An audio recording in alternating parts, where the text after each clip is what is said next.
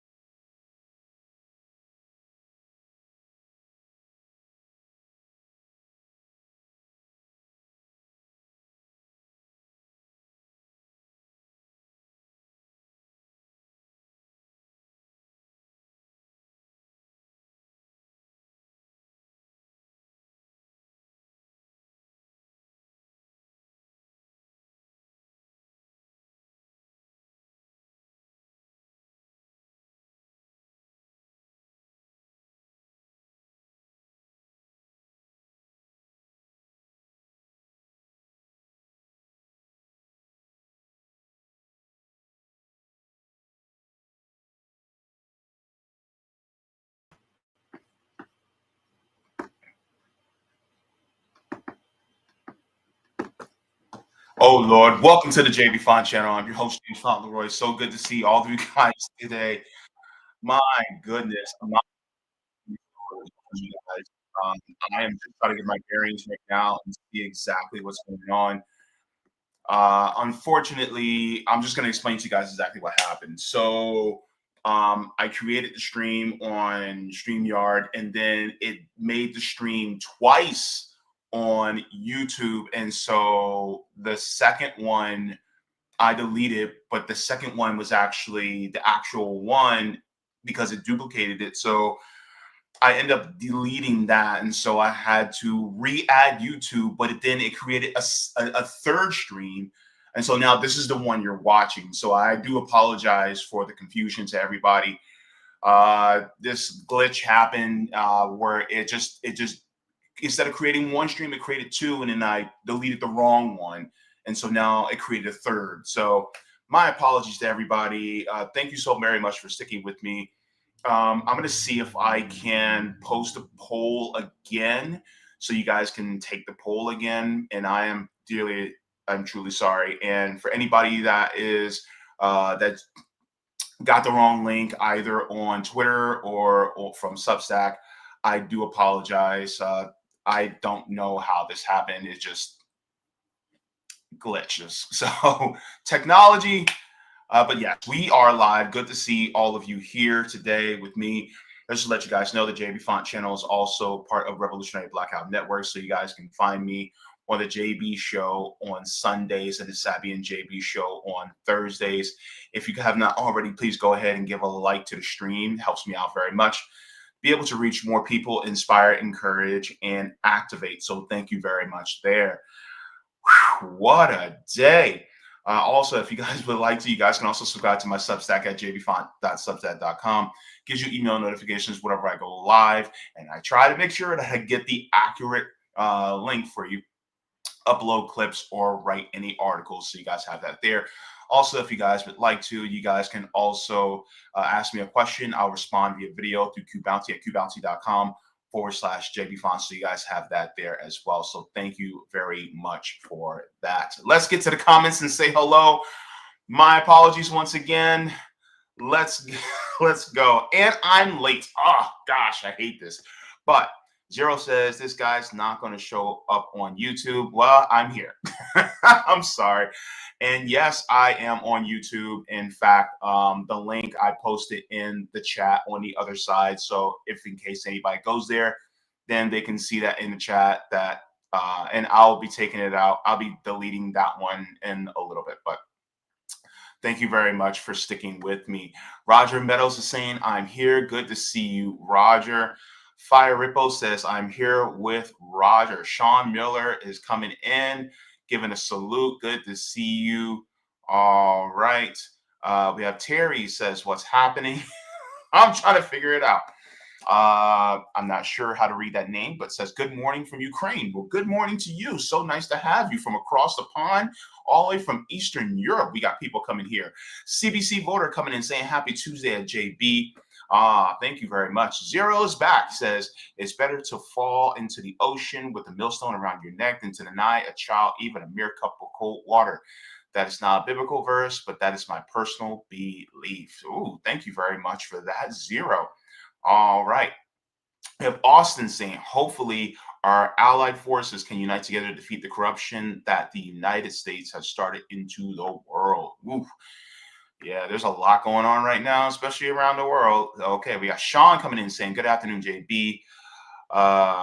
Sucker Colette's for missing out on the last two streams. It's okay, man. Look, everybody has lives to live. Leroy says, good day, fam. All right, guys, so I'm going to get straight into this because I've wasted enough time. Let's get into the stories. This is what you guys came for. This is what you came for. All right. So we're going to be talking about 3 different news stories today. It's going to be a good day to talk about the news. And so we're going to be getting into that. So later in the show today, we're going to be talking about access denied. What's going on with Keir Starmer and Donald Trump? And is that a boat in the Caribbean? Well, we'll be talking about what access was denied to the United States, right? So we're going to be getting into that. I will also be reacting to a article that was written about Black billionaires. And this is why I say we were abandoned. And so we're going to be getting into that. And those are people who either have been and aren't currently or are billionaires right there. So we're going to be talking about that. But first, we're going to be getting into the first story about there was a scam. For those of you who are millennials, especially some of y'all Gen X and millennials, maybe even some Gen Z, you guys are going to be nodding your head along in this story. So you're going to be going, I remember. Oh my goodness. Look, this is going to be an interesting story to get into right here. Look, DARE. DARE is an acronym for people who have not lived in the United States for Drug Abuse Resistance Education. And so this was a program that was taught in schools across the nation. So here's what will happen. You're in about 3rd grade or 4th grade. And what happens is a police officer would come into your classroom. And basically the teacher be like, all right, class, this is Officer so-and-so. They're here to teach you about DARE. And then the cop comes in and then they teach you what DARE means about drug abuse, resistance education. And sometimes they'll have either a mascot like a bear or a dog, or now then towards the later date, they had a lion, and basically talking about drug abuse. And so a lot of us have went through this, right? Like how many, put a thumbs up in the chat if you actually, you know what, make it easier. Put a 1 in the chat if you've ever had to go through the DARE program. Put a 2 in the chat if you never had to go through the DARE program. But because here's the thing, I had to go through it in third and fourth grade and fifth grade. And so this program was supposed to be a way to curtail, to prevent kids from getting into drug abuse and subsequently getting into crime, right? And so, looking back on it, I'm like, I don't think it worked. I just don't think it worked at all. And so, because I was thinking about this, I was just like, man, that was one program where they said that they tried to, I guess, deviate us from uh, attraction to substances and get us to be, completely abstinent of substances. Meanwhile, they had no issues with substances like caffeine or alcohol, which are also drugs.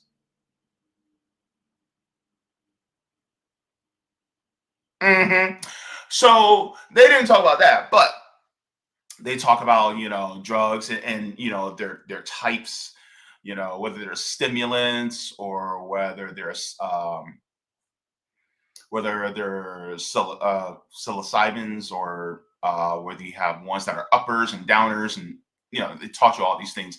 I remember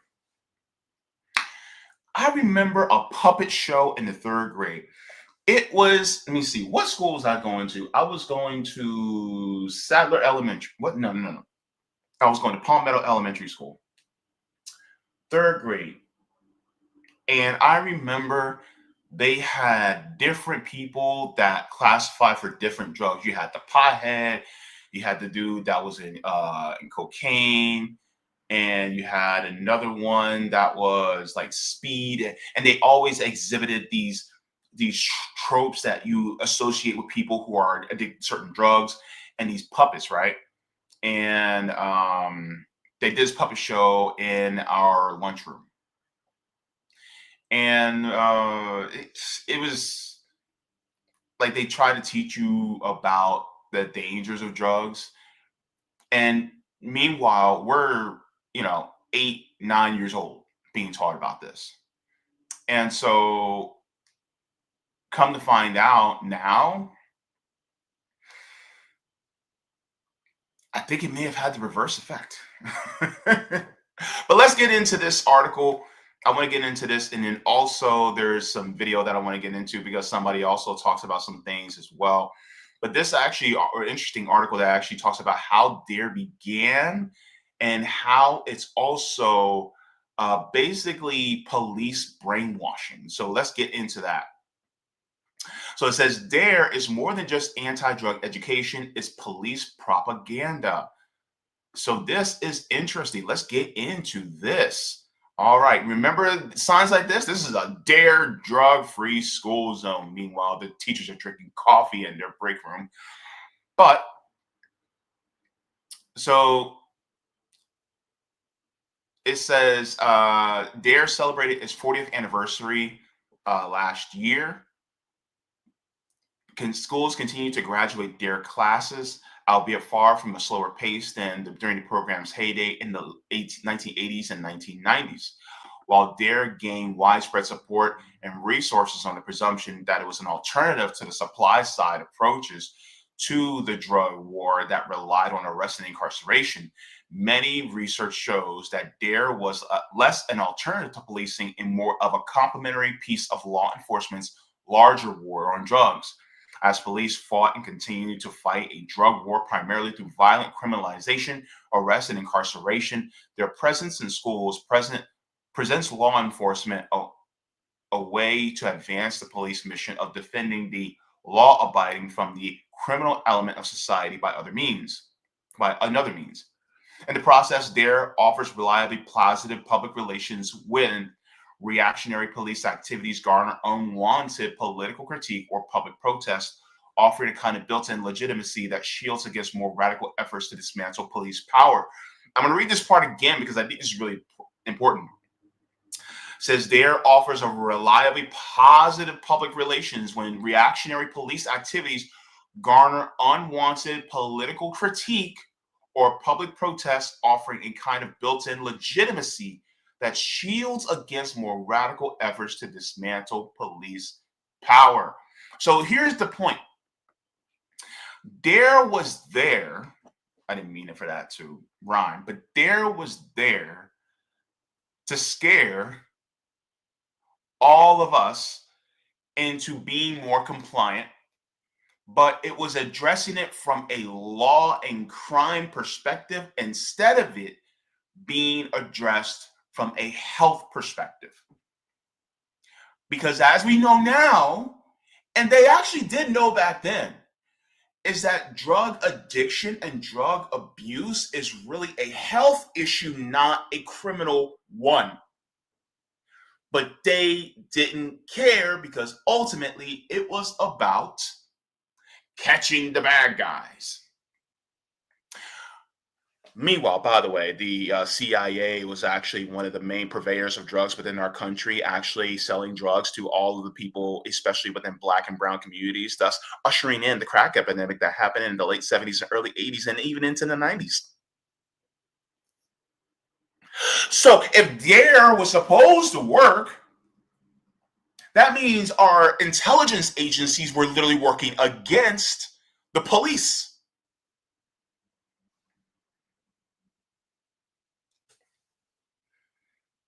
Uh-oh. See, that's the problem, right? A lot of people don't realize that. Like, our neighborhoods were flooded with drugs primarily by our own government. And so when people go, well, all these people, they're on drugs and it's just because they're bad people. It's like, no. The government's bad, right? Because it's being held by big corporations who want to keep that power. The war on drugs was actually started by Ronald. I'm sorry, I was going to say Ronald Reagan. Sorry, wrong demon. It was by Richard Nixon. And so Richard Nixon started the war on drugs, and one of his advisors said that we knew that the war on drugs was a farce, but we needed to get rid of the anti-war hippies, the anti-war white people, and also the pro-liberation Black people.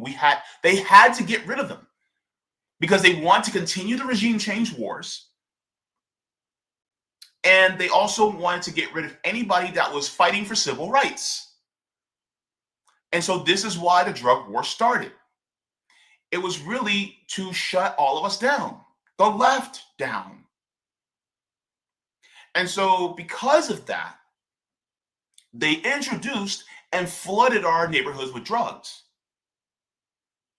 And so this increases the crime rate because people who are addicted to a substance, they need to get a hold of that substance. So therefore they need money for it. And if they don't have money, then they got to get the money. And if they have to get the money, sometimes they got to steal to get it. Sometimes they got to rob to get it. And therefore, guess what? Crime rates go up. And those drugs cost money. So guess what? Because they cost money, that means there's profit to be made. That's essentially capitalism. And they keep it illegal so that who else can make money? The carceral system, the prison industrial complex, the people who run the jails, the people who give you your special food in your commissary, the people who make the clothes in the jails. Remember, we talked about this last week. With state troopers having quotas, right? Let's start connecting the dots. And people who say, oh my goodness, well, drug abuse is a choice. Is it a choice? Yeah. But just because it's a choice doesn't mean it was not a choice made under duress. Do we need to go over the definition of duress again? Do we? Because the thing is, like, a lot of times people will self-medicate, especially when they don't have access, real, true access, by necessity, to mental health professionals. So it's all connected. We got to connect the dots. We got to click, connect the dots. Because here's the problem. A lot of times people will say, Well, that's your you problem because you chose. And the thing is like, okay, then if that's the case, stop drinking wine. You're trying to escape, aren't you?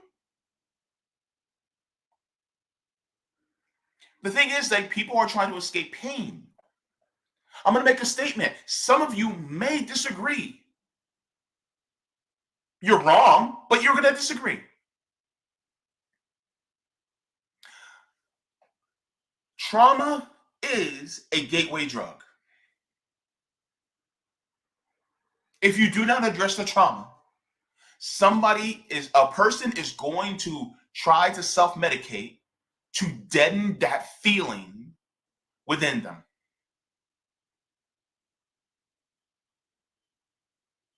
That's just how the human brain works. And it could be through either getting the drugs from outside of our body or utilizing the drugs that's already in our body, things like oxytocin and serotonin. Right? We literally have drugs that are produced in our own brains. And it's activated by certain things that we may do, whether it's through sex, food, shopping.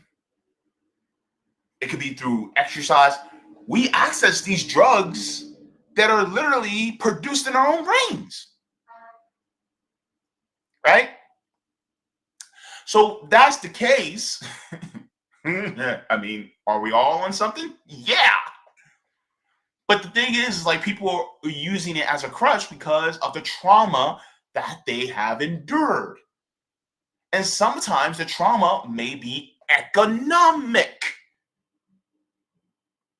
And so this program is addressing a system that was literally manufactured primarily by our intelligence agencies that are working on behalf of the big corporations so that they can make more money. And so when you have cops now coming into our schools to teach us about the dangers of drugs, that's like being in a boat, taking a bucket, putting it in the ocean water, and then throwing it overboard on the other side.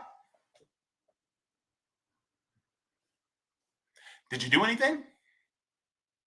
No, you didn't. Let's continue on before I go on another tangent. It says Dare America, the nonprofit organization that coordinates the program, suggests that Dare has evolved into a comprehensive yet flexible program of prevention education curricula.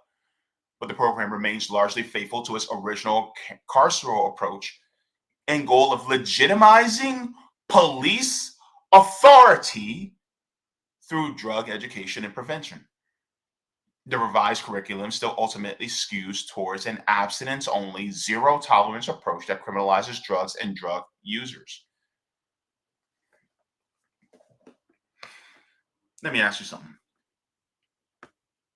When it comes to sex ed, how well has teaching abstinence, how well has that actually worked out with sex ed?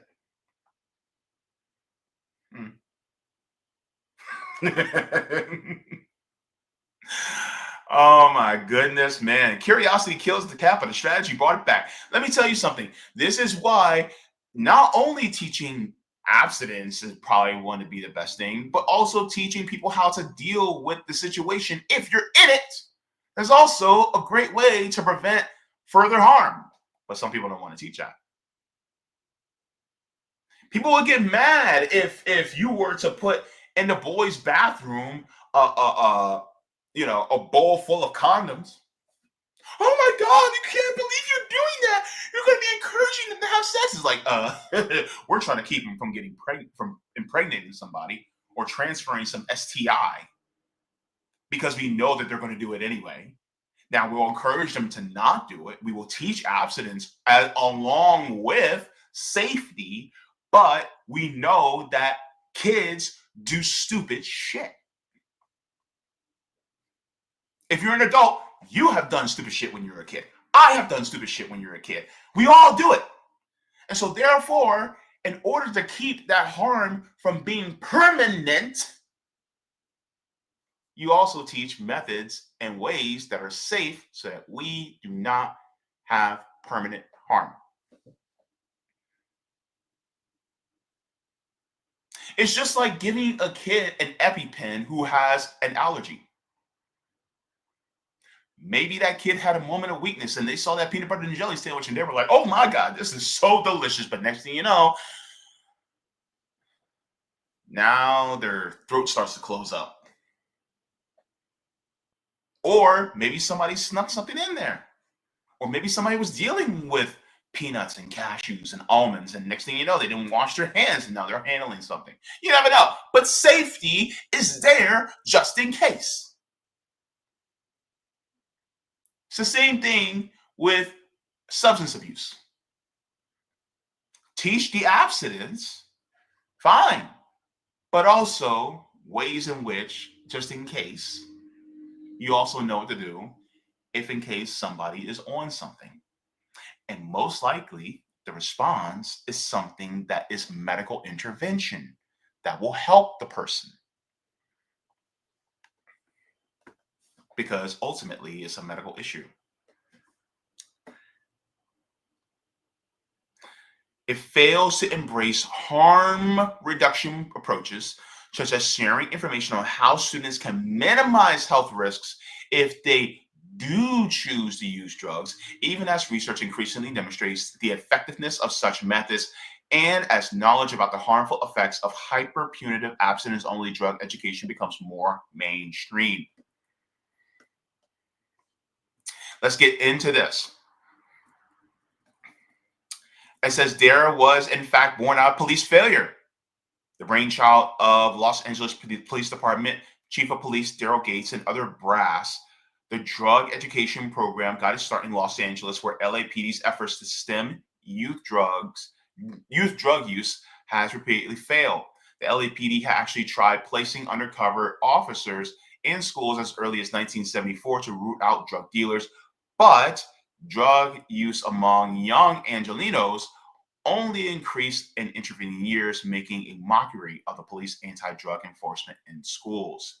Recognizing his failure, Gates looked for an alternative to supply reduction efforts, which relied on vigorous law enforcement operations. He began talking about the need to reduce the demand for drugs, especially by kids and teenagers.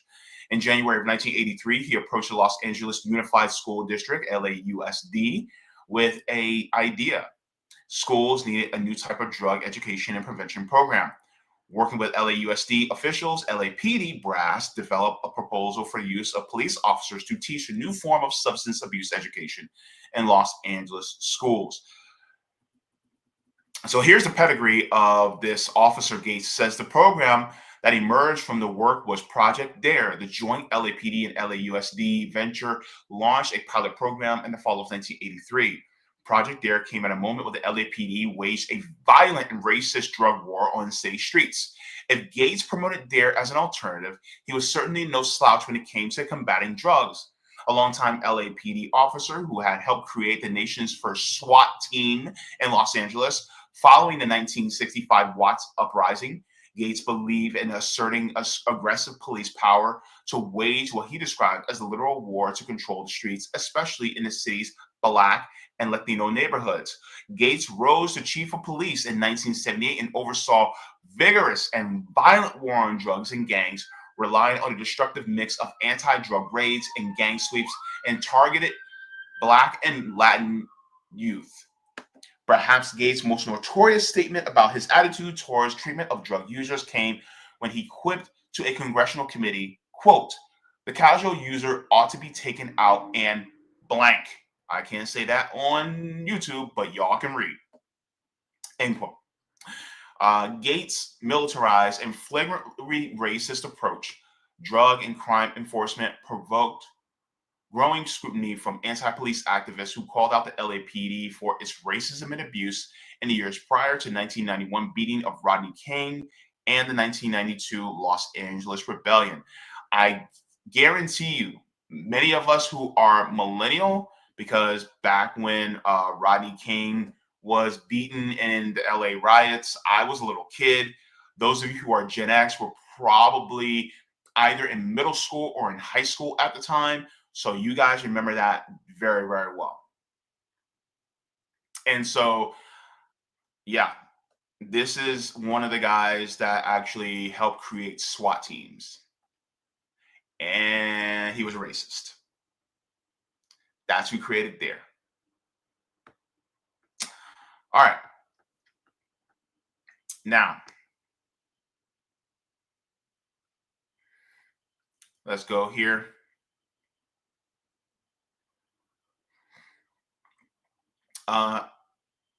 It says early returns from the DARE program pointed to an effective and successful program. Studies conducted in the mid 1980s by Glenn Nairi of the Evaluation and Training Institute, an organization hired by the LAPD to evaluate the program in its early years, found positive results when it came to student attitudes about drug use, knowledge of how to say no, and respect for the police. School administrators and classroom teachers also responded to the program with gusto, reporting better student behavior and discipline in the classroom. Students also seemed to like the program, especially since most of the evidence of student reactions came from DARE essays written in class or in DARE's public relations material. As one DARE graduate recalled, the program ended, "I'm sad because we couldn't see our officer again, and happy because we know we don't have to take drugs." That LAPD handpicked ETI to conduct this assessment suggested hardly an independent evaluation, a fact that some observers noted at the time. Nevertheless, such initial positive results gave LAPD and LAUSD officials a gloss of authority and primed them to make good on their promise of bringing programs to every student in the country. And they very nearly did. So it says, at its height, police officers taught DARE to 5th and 6th grade students in more than 75% of American school districts, as well as in a dozen countries around the world. Officers came to Los Angeles to be trained in the delivery of the DARE curriculum. The demand for DARE led to a creation of network and training centers across the country, which vastly expanded the network of trained DARE officers, DARE leaders, and also created DARE parent program to teach parents how to know the signs of youth drug use and the best approach dealing with their kids who use drugs. DARE, in short, created a wide network that linked police, schools, and parents in the common cause of stopping youth drug use. And it talks about how politicians actually across the board love DARE. They love this program, right? And then we also have the whole say no to drugs, like, Nancy Reagan was basically championing. It says officers did much more than just teach DARE classes. DARE officers embedded themselves in their communities, engaging in a wide variety of extracurricular activities. For instance, one officer coached a DARE track club. The other coached a football team. Some even played Santa Claus and Rudolph during the holidays to bolster their authority on a national scale.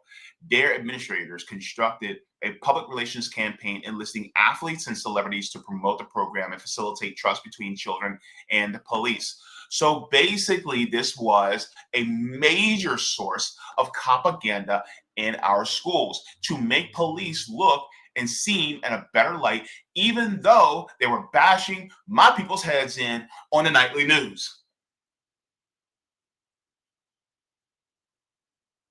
Oh, police aren't bad. Look, Officer so-and-so, I see him a few days a week, and he teaches me about being anti-drug.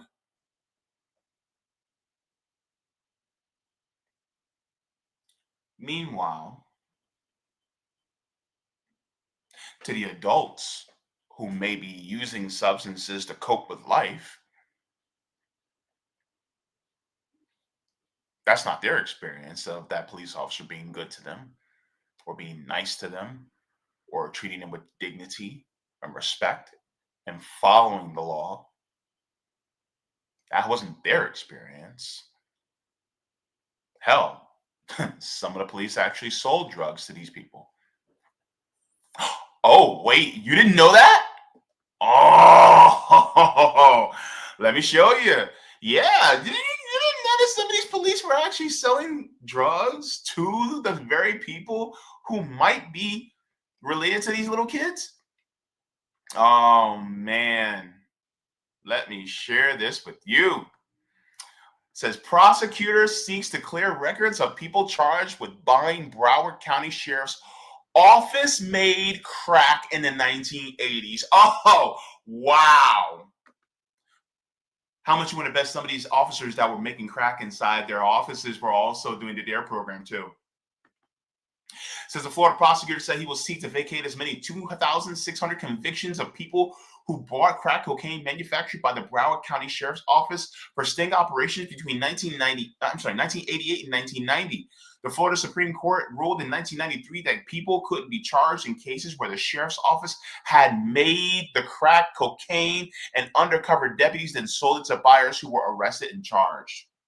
Broward County State Attorney Harold F. Pryor said on Friday that while his office was reviewing old records, prosecutors realized that many of the people may still have criminal charges, convictions on their records because of the sting operation. It says they were arresting people not for selling, but for purchasing.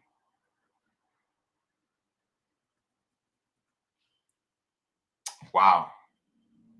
He said they had detention deputies posing as dealers. They would sell it, and these poor people who were addicts were buying it, and they were selling it within 1,000 feet of schools, so the penalties will be greater. It was a scam. It was an operation. You got the DARE program being taught at the school, and then they would purposefully sell it within 1,000 feet. Undercover officers purposefully sell it within 1,000 feet of a school. And so then anybody who had an addiction, which is a health issue, because they're trying to dull some type of pain or escape, then guess what? They will get arrested. And they may even be the family members of those kids at that same school.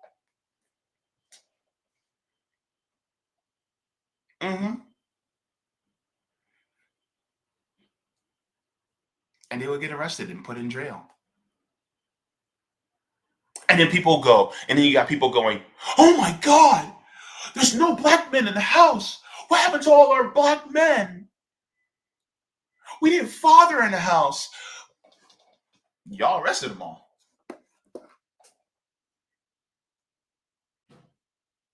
First, y'all make cost of living way too hard. And then because of your of the racism within the country, you guys didn't want to hire any of these black men. So then, of course, because you didn't want to hire them, and there was jobs that were hard to get, especially starting in the 1970s and onward, then a lot of them felt depressed. They felt low. They felt dejected. So guess what? They had to dull that pain. So what did they do? They started using some drugs to dull that pain. And it may have even been the first time of even possessing such a thing. But guess what? They got caught up by the police. And next thing you know, because of the war on drugs that was even intensified by people like former President Joe Biden, they got the zero tolerance, and they got mandatory minimums and all of that, and then they got thrown in prison. So guess what? They were out of their kids' lives for a period of time, maybe even throughout their entire kids' childhood. And then people are like, oh my God, there's no black fathers in the household. Well, because you treated drug use as a criminal issue instead of a health issue. Why were these men, in particular, why were they depressed so much? Why were they sad? Why were they always feeling low and sad and depressed and dejected? Well, maybe part of it had to do with the anti-blackness and the supremacy that white supremacy that we were experiencing in this nation. And then materially, we really couldn't provide for our families because they weren't being hired because they were black, even though they may have been qualified and hardworking.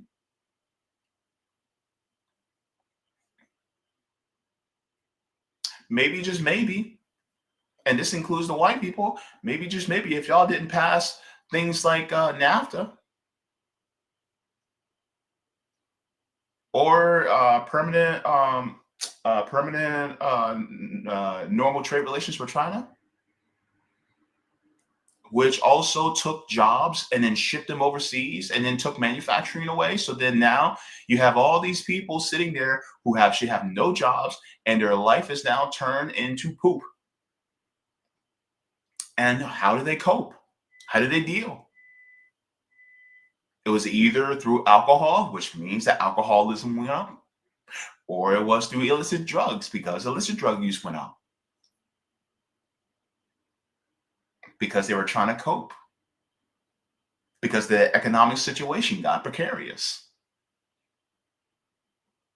And this is the thing. Some people do not want to connect the dots because they want to seem like they're better than the other people. They want to say, I've never done all these things, so therefore I'm better than you. Why didn't you do the exact same thing that I did?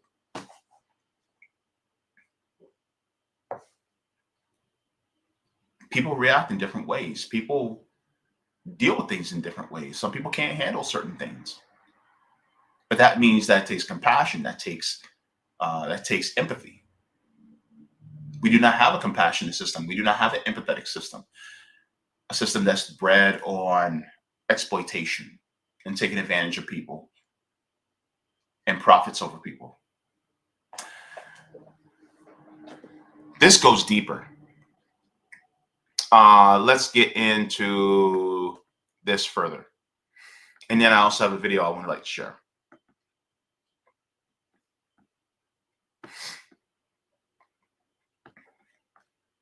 Let's go back into the original article. All right.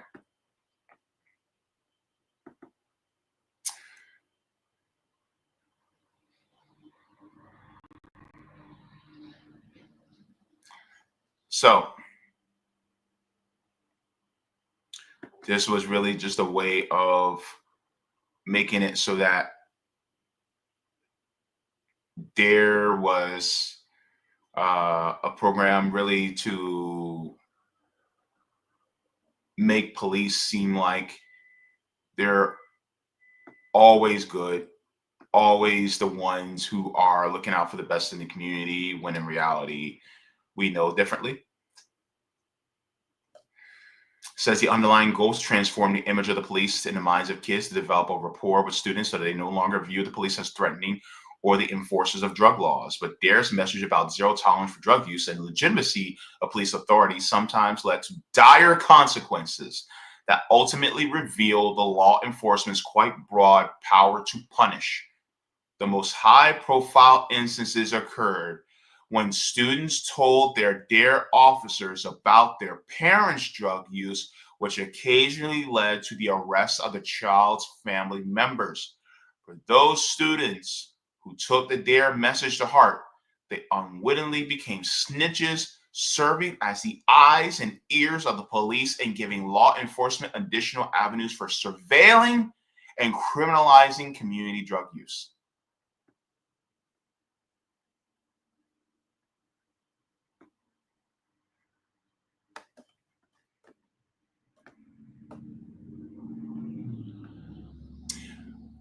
So, there was also a way for police to get into your business at home. This is the beginning of surveillance. Have the kids just snitch on their parents. Here we go. The Dare Snitches. The program was about education, but it was also about surveillance. Here is Nancy Reagan, and they have a whole bunch of kids. They look like to be about 4th or 5th graders. So the government was deeply involved in this. So this is the other side that people weren't talking about how a lot of kids who were taught this, guess what? They thought, well, I'm doing the right thing. And then their parents would get arrested. How many parents did we have that smoked the Jolly Green Giant when we were little?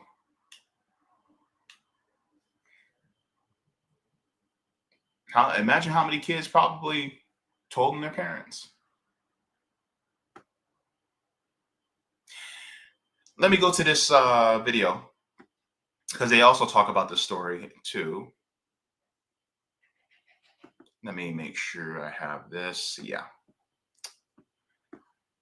So this podcast, they actually talked about how the DARE program didn't work. Let's go here to this time stamp. 12:44. Let me see.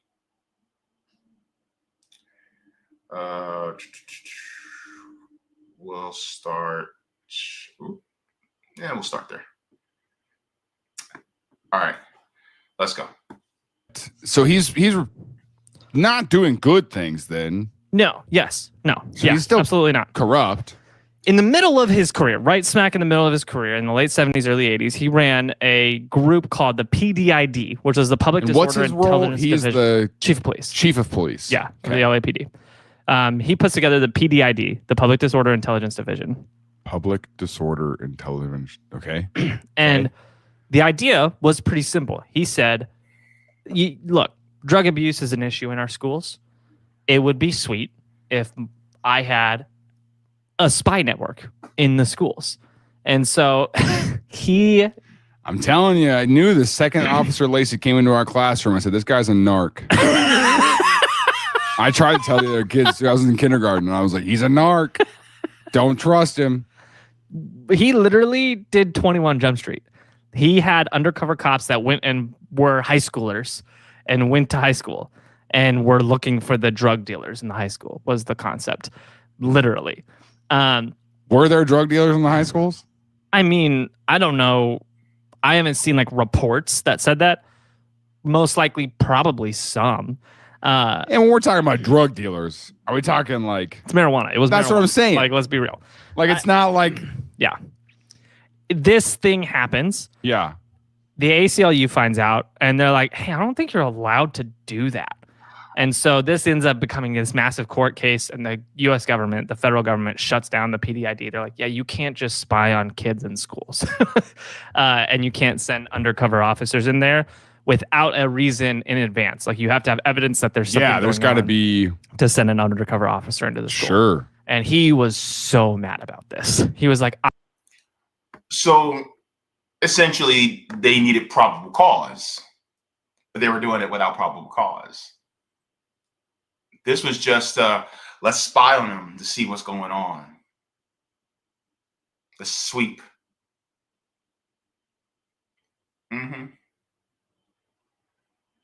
So the creator of SWAT,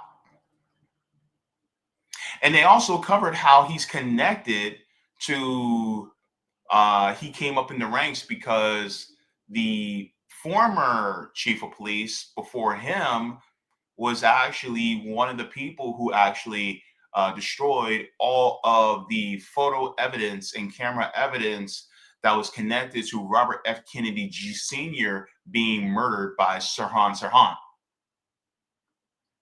And so because he had all that evidence destroyed, then that took him out of being the police chief. So now you have this guy who is basically a big old racist, and then also wanting to militarize police like the SWAT team and commit mass surveillance of us, which now we have a huge amount of militarized police before us today.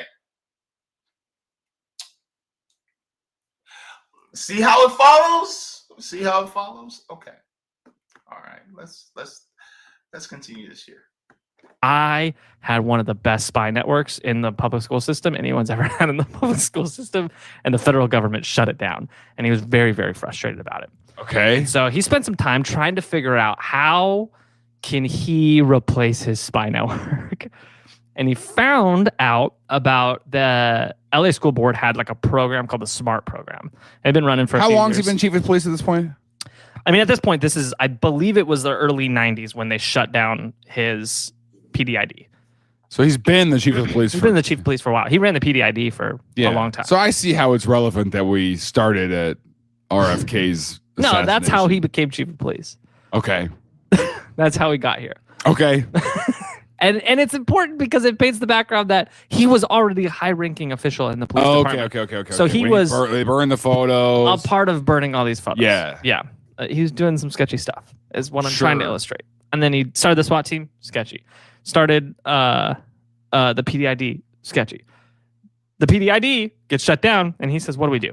And so he finds out about the SMART program, which is an LA school district program to combat drug abuse in their schools. Yeah. And they have been running for years. And this was run by the actual school board. And they had brought in and partnered with local universities to pilot programs that could actually make a difference. Sure. And they had attempted many years earlier a program where they would go into the schools and they would equip teachers to educate the kids about drug abuse and the dangers of it and why you shouldn't do it. And what they found is that this program was not effective at all. It actually led to an increase in drug abuse in their schools.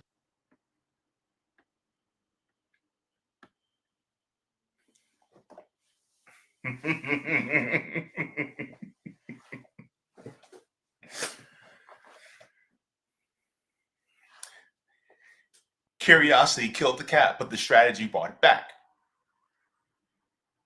How many of you didn't know what the heck these drugs did, but then you found out when you were little kids and you were like,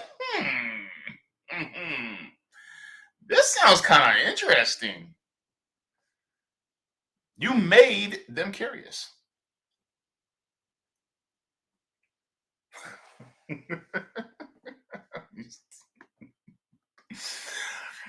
Dare was a scam. And they think the reason for that is because it made it seem kind of cool. Look at this picture of these teens on drugs. And it's just like a house party, and they're like. So that's one piece that I wanted to play for you guys because I think it's absolutely important. Knowing the connections of this guy who was the chief of police. I want to go to this next part. Let me see and go here. Let's go to this timestamp. All right, let's go here. Yeah, I mean, it really was. It was a suggestion box that they put in every classroom. Yeah, the suggestion was, I think somebody's using drugs. Well, no, I think it was a tip line essentially of like, and they even told us too, like, because it was more than drugs that they walked over. Like I said, they did the whole like kidnapping thing. Yeah, they taught us about if what abuse looks like. If you're experiencing this at home, you can put this in the car. It was which. This is another one of those things where if you think about it for a second, it's like, oh, that's a good idea. You should give if you think about it for another second, you realize that what happens is first, these are children. Yeah. They don't really know what they're talking about. And so like you end up with tips that maybe aren't very true or inaccurate. Right. But also sometimes you do get tips that are accurate. And what was more common than anything out of these confidential boxes was kids reporting their parents for drug abuse. And what inevitably happens is these kids report their parents get arrested, they go into foster care because now they don't have someone to care for them. And eventually the kid learns that it was their fault. Like technically it was their parents' fault, the parent did it, but they learned they're the person who made this happen. Well, but also like, I remember one time getting really mad at my mom while she was driving because she took a sip of her Diet Coke and I said, you can't drink and drive, So it's like, if I told I was like, my mom drinks and drives. Yeah. Because you're a kid and you don't understand. Right. Yeah, exactly. And so these are things where, it sounds like a good idea, but in practice, what ended up happening is it caused a lot more trauma than was necessary. And a lot of these situations, the majority of them, their parents smoked weed sometimes. Sure. Let's be honest. So it ended up being a traumatic thing for a lot of children, kind of unnecessarily. And it started to get a lot of blowback. A lot of parents started comparing it to the late Weimar Republic because of that encouraging children. I was going to say the 1984, like, that's, wow. Uh-huh. Yeah, so it was... this part is also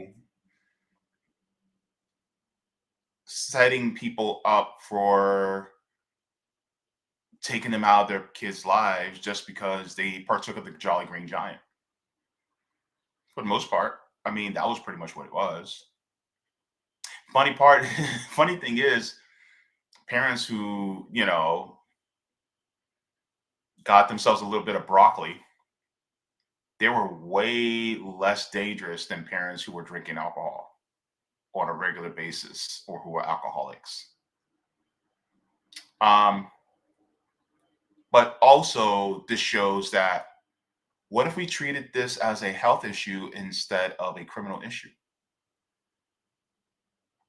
What if we would have treated it as a mental health issue and said, oh, instead of sending police, get counselors for the parents who may be dealing with things? But they didn't do that. They arrested the parents, put the kids in foster care because the kids were taught, well, these are drugs, and so you have to report them. Now, did child abuse happen? Yes. But are people really looking for the signs of things like that? Or were they just looking for any and everything that they can to incarcerate more people? And a lot of these BEAR programs were especially in Black and brown schools. Like, yeah, they were in white schools, but they were heavy in Black and brown schools. We had SROs in my schools.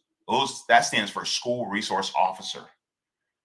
You have police strolling up and down our hallways at school. Hell, I had a class about the law, essentially, and dealing with police when I was in middle school. And I went to a predominantly Black middle school. Actually, 90% of all the schools I went to were predominantly Black. But at my middle school, they put a Black police officer in front of us, and he taught us about how police operate, and of course the different tactics and weapons that they use.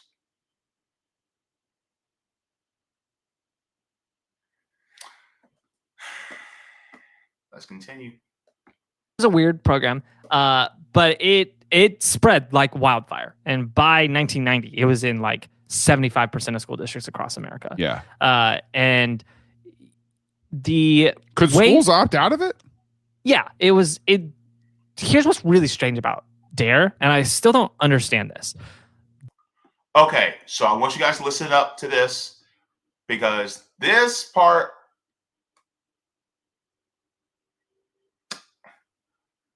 this shows how nefarious this really is. This program was really a scam. DARE was started as a nonprofit organization. Okay. But eventually it went public on the stock exchange.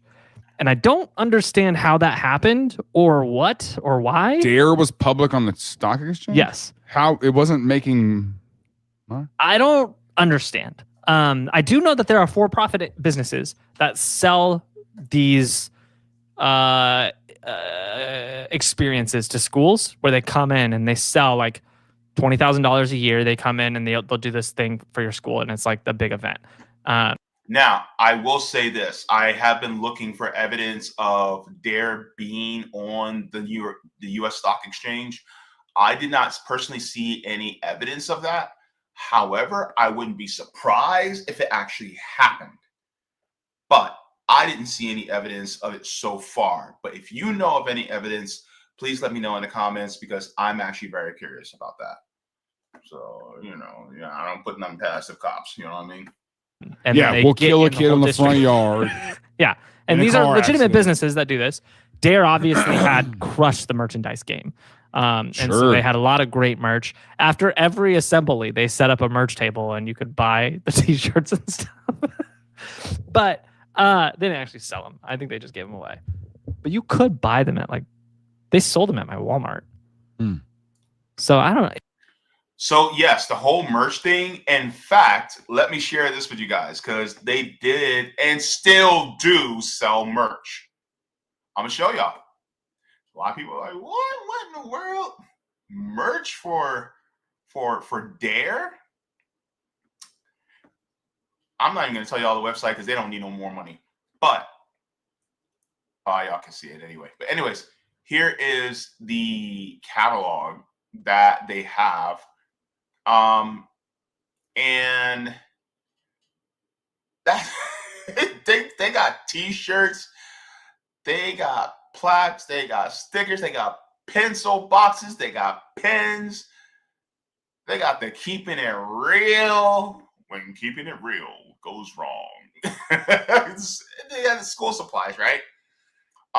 They got keeping it real workbooks, $165 for a workbook. Not updated version. English middle school keeping it real workbooks, $155. A core workbook, $135. Then they have the classic graduation tee, so t-shirts. They got a stuffed lion, 18-inch stuffed lion, that's $25.80. Yeah, so they got these, right? So they still sell merch for DARE when drugs actually won the war on drugs. It is hilarious on its face. But let me finish this out because I want to get into this too. Yeah, I don't know. But they did go public on the stock exchange, which is very strange. Started as a nonprofit. But their business model was very interesting because they had their board of directors at the top. Okay. And it was Daryl Gates and then a handful of LAPD police officers. And then very influential businessmen, billionaires were at the top of this list. Handful of people on the Epstein list. And they then would, I guess, sell franchises out to local municipalities. And they'd be like, hey, you're a cop. So the police department would have to license the name to use that it wasn't program. even the department. It was police officers. Off-duty police officers could get a side gig as a DARE officer. And so they could then get the DARE car and like all the DARE merch, and they buy all the boxes of the DARE stuff and the stuffed animals, and then they could go do it in their school. And then they could recruit other police officers in their area and in the school district to grow. Okay. And then those police officers could recruit other police officers to do it. And that's why it spread so fast, because it was kind of an MLM. And the way they got that model, one of the board members, the founder of Herbalife. Got it. Okay. And he's like, I know how to make this. He's like, hey, I know how to make this work. You get one cop to get another cop to get another cop. I mean, within 7 cops, you got the whole police force and every cop that exists. I think all the cops. Seven rounds. It's 6 degrees of separation. But when that cop gets another cop to do it, then that cop gets part of their commission. Did it work like a pyramid scheme? Yeah. The more people you recruited, the more kickbacks you got as the police officer. So you were incentivized to recruit more police DARE was officers. a police officer pyramid scheme the whole time? Yeah.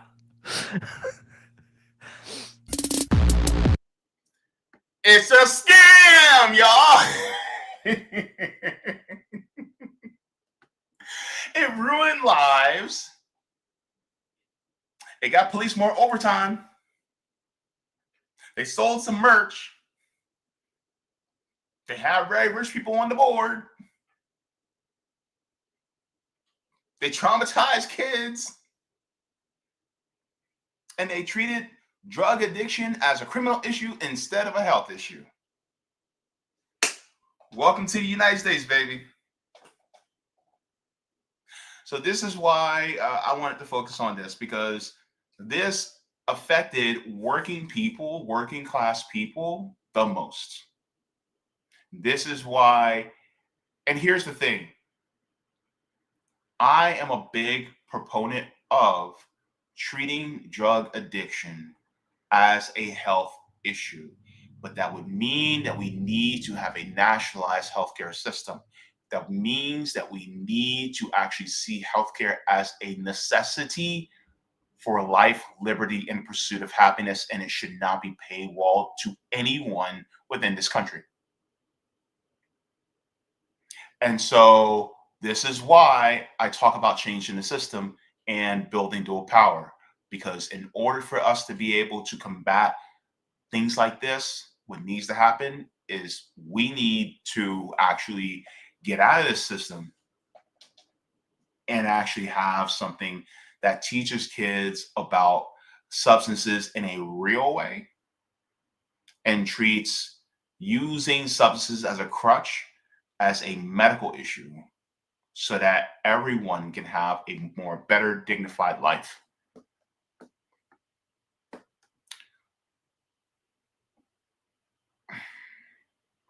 Why are people addicted to substances? We got to attack that underlying cause. And the only way we can actually do that by having a system that actually works for the people, not for the people at the top. And yes, there definitely was a scam.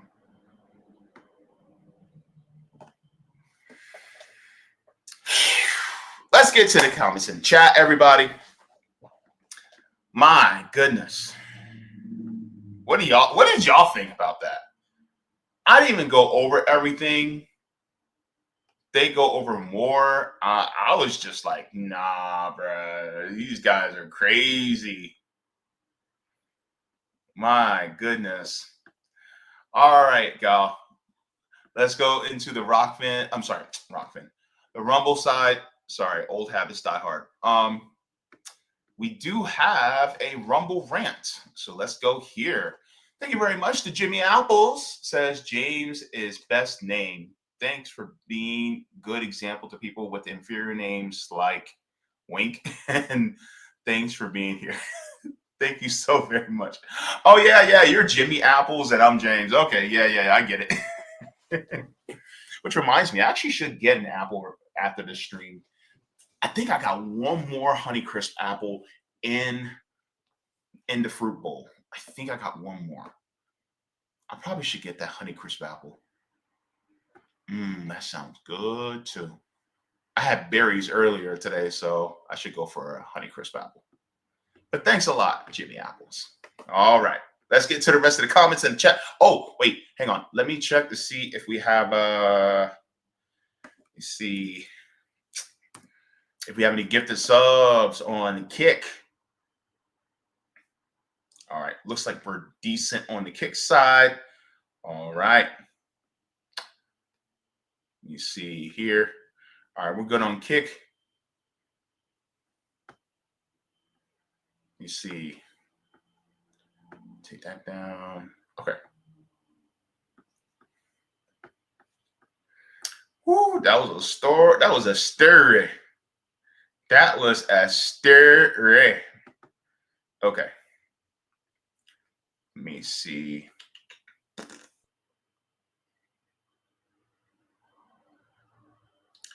All right, so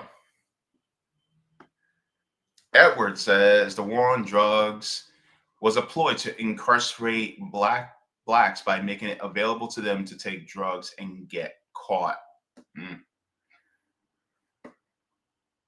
Jacqueline says the trouble is when they make it sound like something is a problem because everybody's doing it, then the people that aren't doing it want to do it also. Hope you get what I mean. I get exactly what you mean. People got FOMO, fear of missing out. That's exactly what happens. Vicky says, my kids had dare in middle school. They wanted them to snitch on parents, even for weed. And some did. Geo says, I remember kids in junior high that did them saying they wanted to try them because of dare.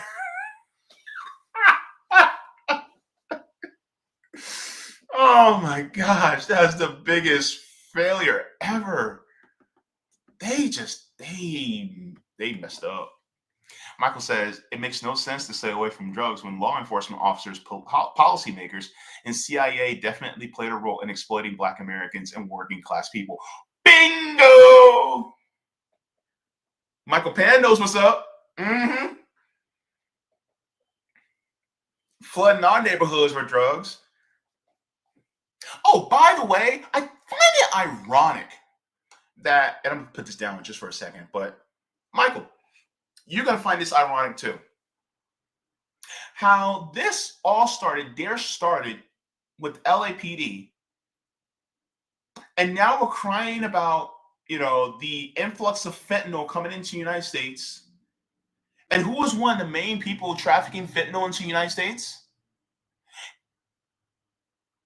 It was a white woman that was working for the LA County Sheriff's Office. And she was arrested because they found that she was trafficking fentanyl into the United States. This happened, what, last year? A white woman trafficking fentanyl. And yet they're like, oh my God, these brown people, they're bringing in fentanyl. Baby. It was a Karen that was doing it. A Karen. And she worked for the LA County Sheriff's Office. She was associated with cops. So when I show how in Broward County, they were literally making crack cocaine and then selling it, trying to entrap people who had an addiction here in Florida. It's crazy. And see, this is the problem when you treat it as a criminal issue instead of a health issue. Because if you treat it as a health issue, then you can get those people help. But then that also means you got to figure out why they're addicted. What's the source? What happened? What's the trauma that led to it? And then you start to get to the factors of the system. And then you start to realize the capitalist system is actually bad for our health, both mental and physical. And then some people go, JB, capitalism has nothing to do with our physical health. You want to talk about that and all the microplastics in your body right now?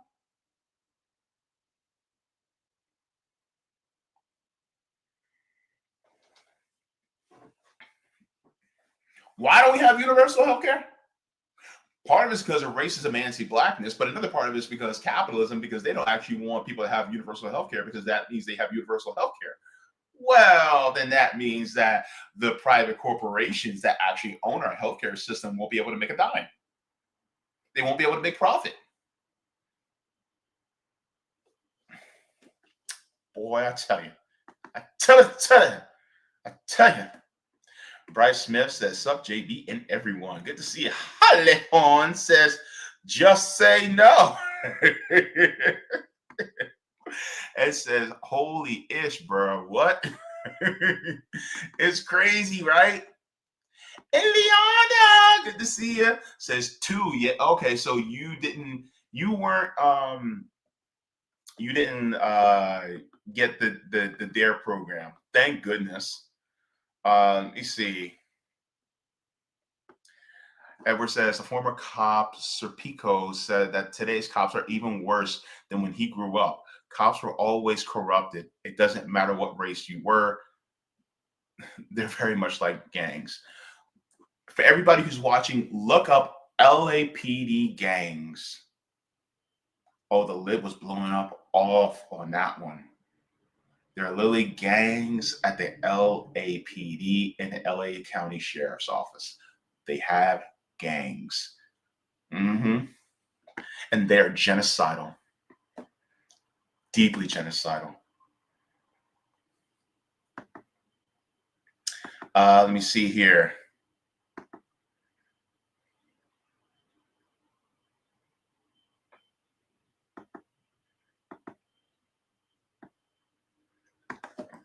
Roger said it wasn't a secret that the government was behind it, though. Nancy came on different strokes with her Just Say No campaign all throughout the 80s. We just had PSAs all over the place. Yeah.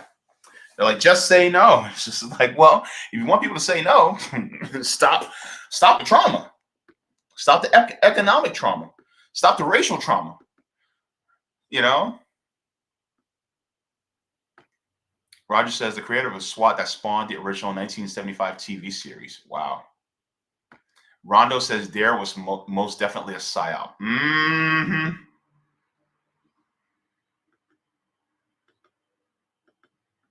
Yup. Had school full of narcs.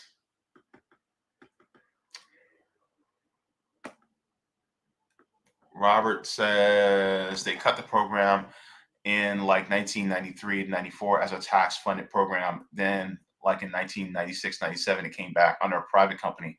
Don't know if it was traded publicly. I see. Thank you very much for that. Rondo says there needs to pay reparations to black folks for this BS. Keep it real. F out of here.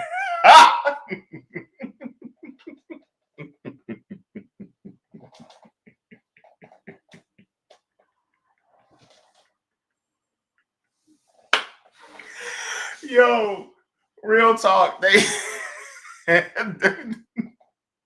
They do owe us reparations for that, because what the heck were they thinking? My goodness.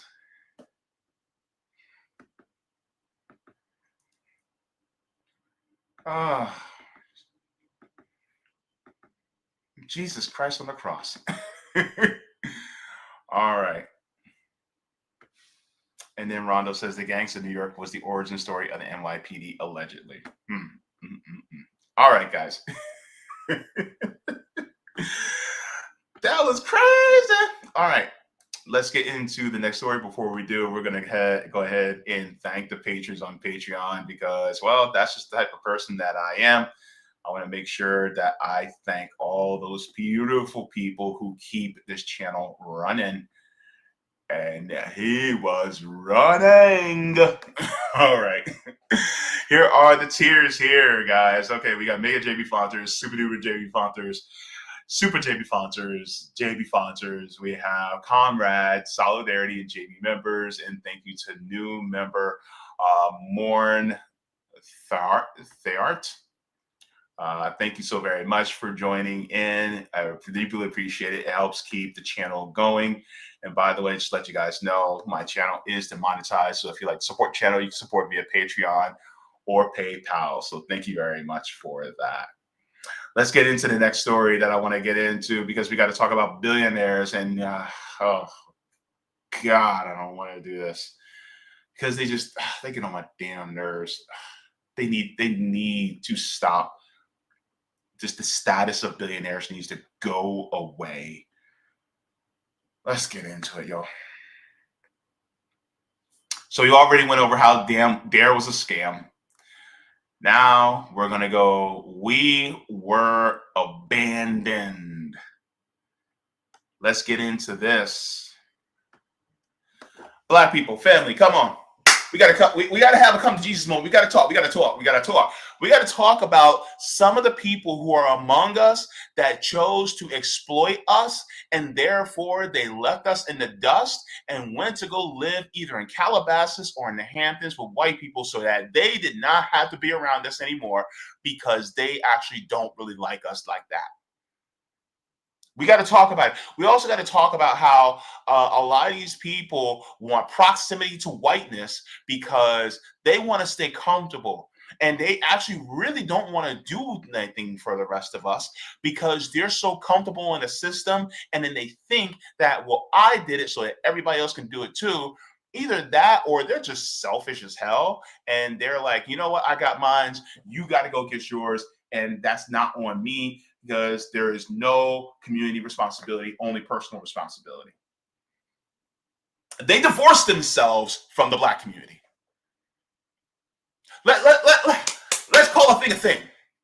Let's stop with this. Oh my goodness, they're so special. They're so great. That's black excellence. No, it's not. It's not. Right? And this is one of the things that I think that we really need to get to. Black capitalism will not save us. It has not saved us. It never will save us any more than capitalism has actually saved white people. Ask all the poor white people, has capitalism actually saved them? If it ain't saved them, then what else makes us think it's going to save us? The hell? So this is why I think it's important for us to really have this moment, right? I want to get into this article because I think it's important that I want to react to this article, because I think this is important for us to really start to learn and figure out how we move as a people, right? So That's exactly not what I want to go to. I'll be going to that in a second. Let me see here.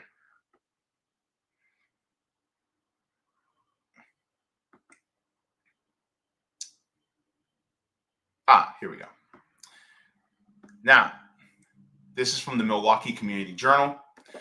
It says, white comfort, black betrayal when our billionaires forget us. All right. Let's take a look at this. It says, betrayal is not subtle. It is loud in its quiet, glaring in its silence, and brutal in its indifference. The black press, born in chains in 1827 before slavery ended, built in blood and sustained by courage, is gasping for air while those who could have saved it look the other way. Those are not outsiders. They are our own. The rich and powerful among us who have traded solidarity for status, truth for comfort, and liberation for proximity to whiteness. The black press is the backbone of our collective memory. It told our stories when no one else would, when white America painted our faces as criminals and our dreams as crimes. It printed Mamie Till's anguish so that the world could see her son's mutilated body. It carried the words of Frederick Douglass and the defiance of Ida B. Wells. It stood with Martin Luther King Jr. reporting his sermons and his jailhouse letters when white editors called him a menace. Says that same black press now struggles to survive while the billionaires it helped lift into the light sit in luxury, feeding the illusion that their comfort beside white's power is safety. Now let's get into this. Magic Johnson lounges on a $138 million yacht surrounded by a world of white wealth. The same Magic Johnson who once symbolized black excellence has turned his back on the institution that chronicled his rise. Meanwhile, Mark Cuban, a white billionaire with no stake in the struggle, did what Magic would not. He gave 6 figures to support the black press. Black billionaires, meanwhile, haven't given 6 cents. This is what proximity to whiteness does. It kills the memory of where you came from. Let's stop here for a second. I'm going to be pointing out something that I think this article misses out on.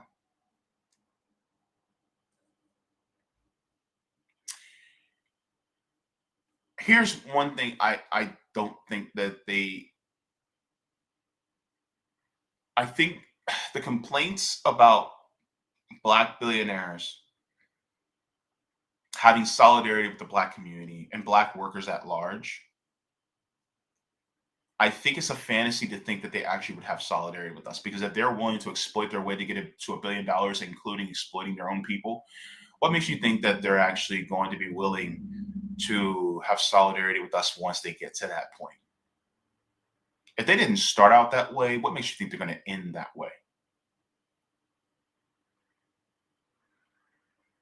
And they can do these little things here and there and say, well, we're giving money to this charity and that charity, but then they turn around and they claim it on their taxes and they get that money right back. They actually didn't take from themselves. It was really a tax write-off. So they used us in that way, while also garnering, a publicity of currency, a currency that they can have when it comes to the court of public opinion. That whenever, somebody like me critiques them, well, you can't talk about them because they did this and they did that and they did this thing for the black community. Meanwhile, the things they actually did for the black community are for specific foundations that are really tied to them, so that they can be able to say to the government, hey, I gave these people this money, so I want to get this money back from my taxes. And so therefore, it really was never any skin off my back, because even though that money went away, it came right back into my pockets. It's never really actually about giving back to the community. It's about taking from the community and then increasing their social capital so that you won't critique them any further. It's the same thing that people do with people like Jay-Z, with Rihanna, or Beyonce, with Tyler Perry. Same thing. They'll continue to do this and go, well, they look at how much they've done. They produce great work. And I'm like, baby, you can't make $1 billion that fast doing that kind of work. It's other things on top of it that got them to that status. And that status brought them to billionaire status because of exploitation. Just ask Rihanna. You think Fenty Beauty got to there just through not exploiting people? Go ask some of the people in India about Fenty Beauty. Go ahead and ask them. There were people who were going after Beyonce because some of her products were being allegedly being made in sweatshops. Right? They got to talk about it, baby. What happened to those schools that Oprah was supposed to be building in Africa for girls?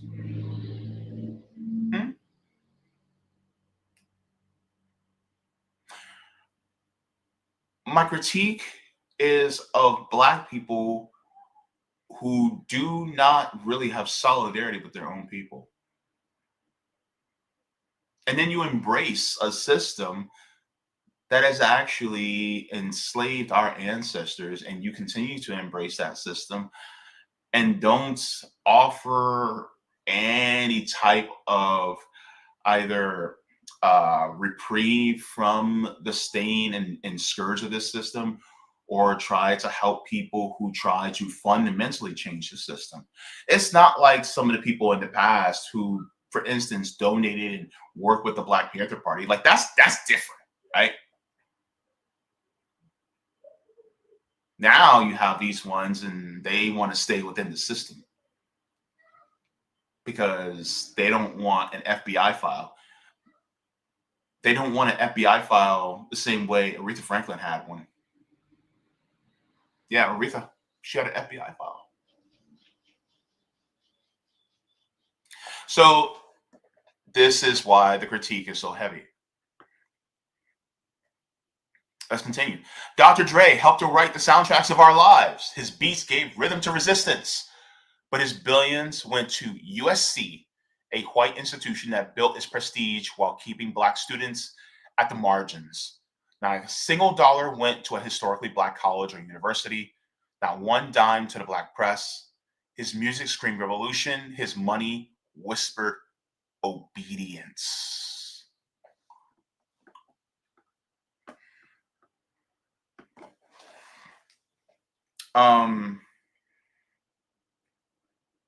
What happened to the song F the Police?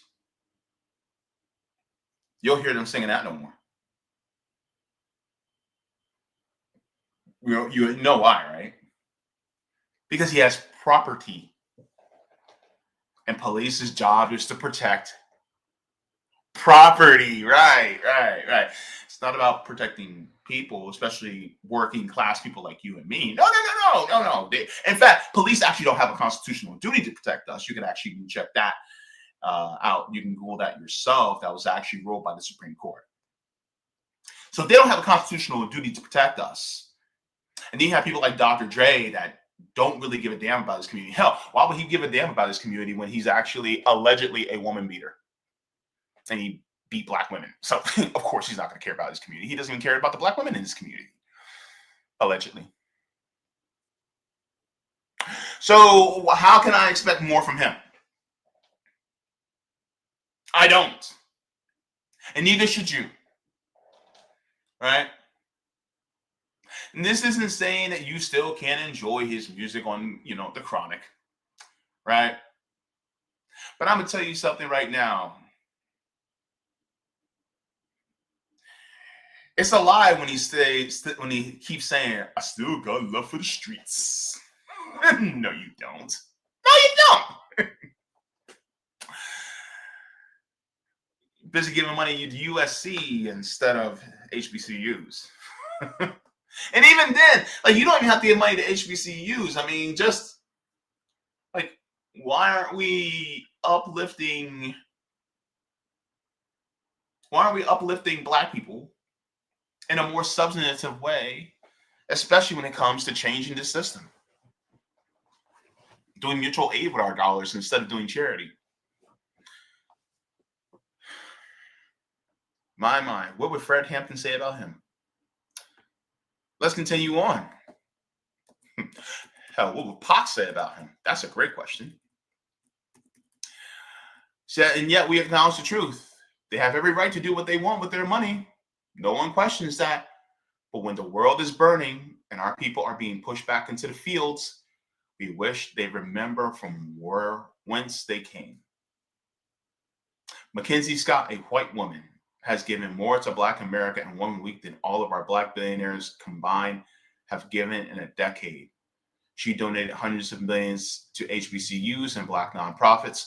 Meanwhile, those who built their fortunes on the backs of Black culture, labor, and genius have built walls instead of bridges.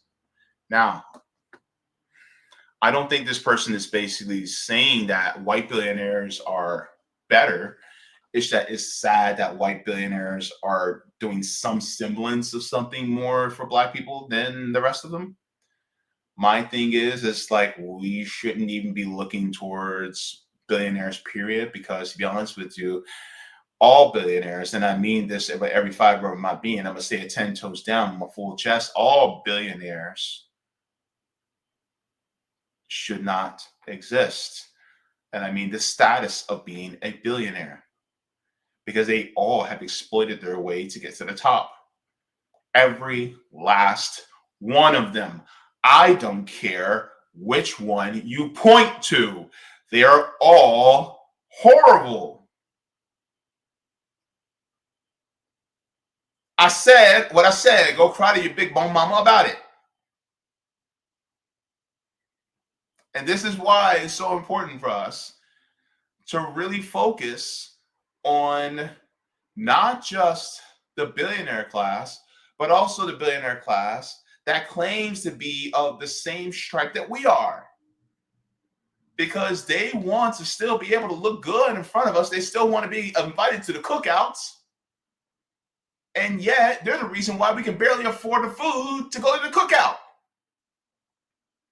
We got to skimp on the ham hocks and the smoked turkey leg for the collard greens because they got to get theirs first. It don't make no sense.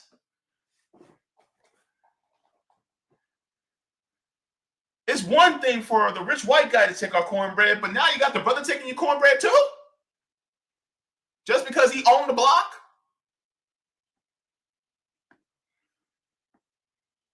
My gosh.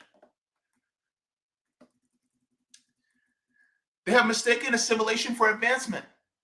Spike Lee, once the messenger of do the right thing, now sits courtside beside men like Knicks owner James Dolan and Mets owner Steve Cohen, both donors and allies of Trump's MAGA machine. Jay-Z, who once spoke truth from the corners of Brooklyn, now partners with whiteness of SL Green and Caesars to build casinos while Black-owned media struggles to pay reporters.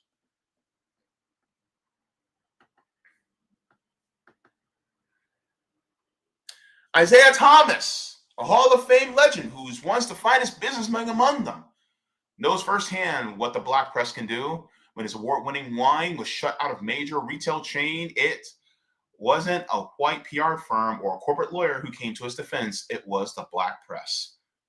One call, one email, one tweet, and the company called back immediately. They didn't want the smoke from the Black press. That's the power we still hold. If only our own would stand beside us. Instead, the billionaires remain silent while the walls close in on our people.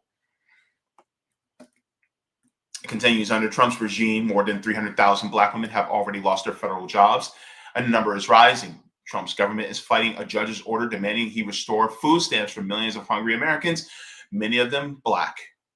Healthcare for our elders has been gutted.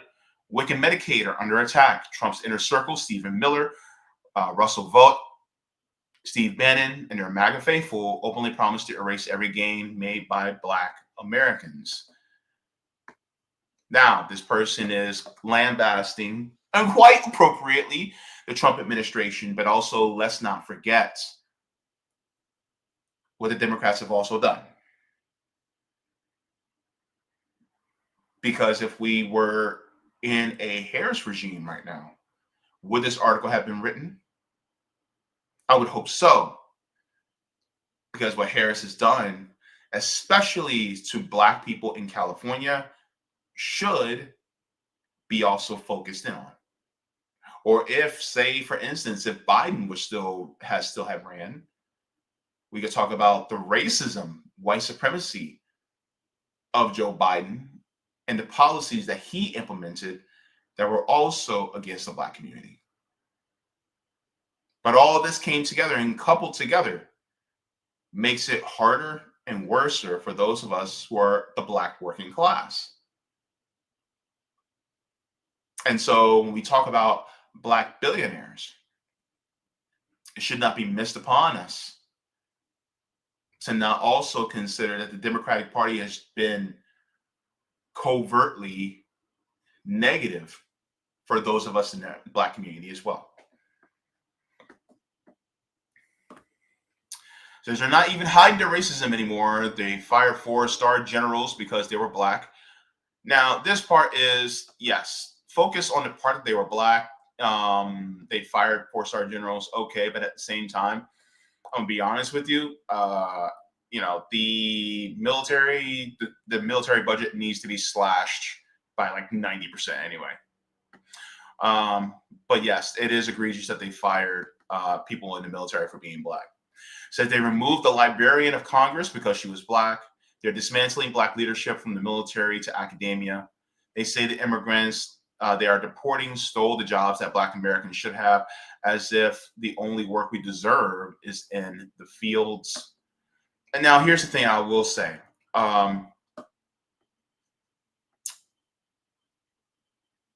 The work we deserve is any work that we want to do that pays a livable wage. That's the work we deserve. The work we deserve is one that we're willing to do that allows us to be able to thrive. So, look, if you paid me good money to work in the fields, you bet my Black ass would be out there. If I got paid a living wage, yeah. If I got decent hours and good working conditions and benefits, yeah, I'd be out there. Of course. But I'm not doing it. I'm not going to be exploited like that. Nobody should be. Nobody should be. None. I don't care if they came here undocumented or not. They shouldn't be exploited either. But that's the reason why they're coming undocumented. Because the people at the top want them to come in because they know that they're willing to be exploited because they're under duress. And the people who we need to go after are the people at the top who are exploiting our fellow workers across the world. This is why international solidarity is so important. Because we should not accept them being exploited, because that exploitation also leads to them undercutting wages for us.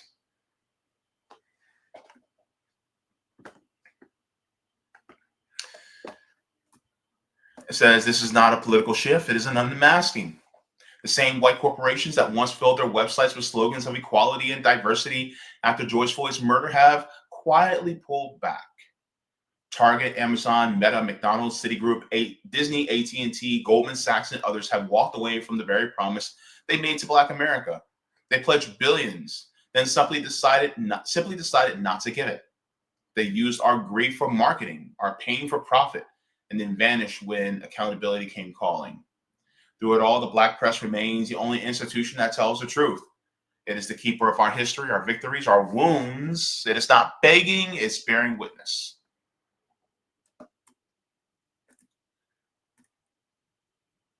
Here's the point. Proximity to whiteness is not safety, it's surrender. It is the price of forgetting. Proximity to whiteness did not save the enslaved, and it will not save the rich. It will only make them forget who they are and who they were meant to fight for. So now, I think this is important that we also talk about Black independent media. Because you can have Black traditional media, which can also be caught up with just trying to preserve the system, but they just want to put on guardrails, right? Which unfortunately some Black Americans want to do. They want to keep the system in place. They just want to get their reparations and then move on. They just want to get some type of criminal justice reform and then move on. And then that's it. When in reality, the system is the issue. Black people, we have to wake up. It's not a reparations or, it needs to be a reparations and, right? And universal health care, and tuition-free public college and free education, and making sure that housing is for everybody. Reparations and making sure that nobody goes hungry. Reparations and it should not and never be an or in there. And that means we should also own the means of production democratically.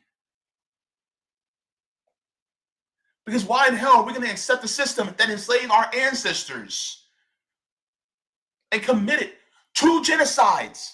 One against the Native Americans, which we had to watch, and then a genocide against us. A genocide that was slow and agonizing against us.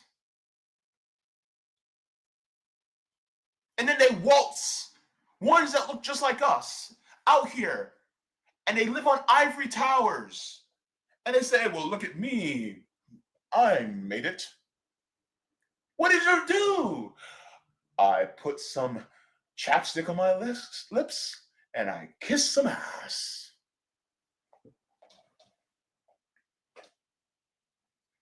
No, absolutely not. And by the way, we only have a small amount of them because the system needs to have a majority of us in poverty so that it serves as a message to the rest of us. And that message is accept your exploitation or you'll end up like the rest of them. Let me share this too. Some billionaires do not want you to know who they are. Some are okay with it. But let's share some of the top richest Black billionaires. Meet the 4 Black billionaires on the Forbes list of the 400 richest Americans. Here we go. So first you have David Stewart. IT entrepreneur David Stewart is the wealthiest Black person in America with an estimated net worth of $11.4 billion. This is up from $7.6 billion in 2023 and $6 billion in 2022. So in 3 years, this person, David Stewart, amassed a wealth of $5 billion in 3 years. Stewart grew up in the segregated South with 7 siblings, where his father worked as a mechanic, janitor, and trash collector. After graduating from Central Missouri University, he was a salesman for the Missouri Pacific Railroad, Union Pacific, and FedEx. In 1983, Stewart purchased his first business, an auditing company called Transportation Business Specialist, using loans from company banks throughout Missouri. He is the majority owner of Worldwide Technology, which he and partner Jim Kavanaugh co-founded in 1990. When it comes to early days, Stewart sometimes went without a paycheck and once watched his car get repossessed from the office parking lot. Over the years, the IT service provider went to nab top corporate clients, including Apple, Citi, Microsoft, and the federal government. And in 2023, WWT had sales of $17 billion. Robert Smith. Robert Smith is the second richest Black person in America with an estimated net worth of $10.8 billion. In 2000, he founded Vista Equity Partners, a private equity firm that invests exclusively in software companies. Vista is one of the nation's best performing private equity firms with about $100 billion in assets. It has posted annualized returns of 31% since its inception. So he graduated from Cornell University with a chemistry degree, worked at Kraft Foods and Goodyear Tire before completing his MBA at Columbia Business School.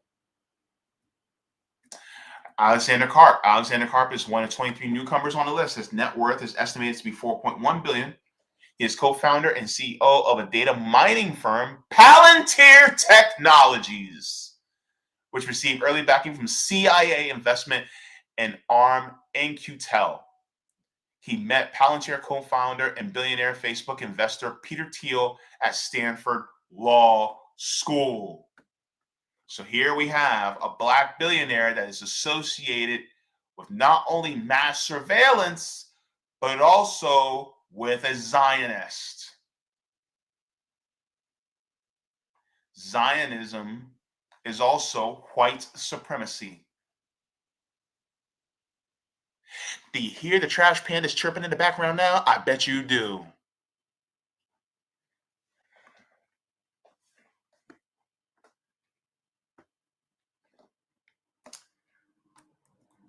Michael Jordan. Michael Jordan is a former professional basketball player, widely considered one of the greatest all-around players in history.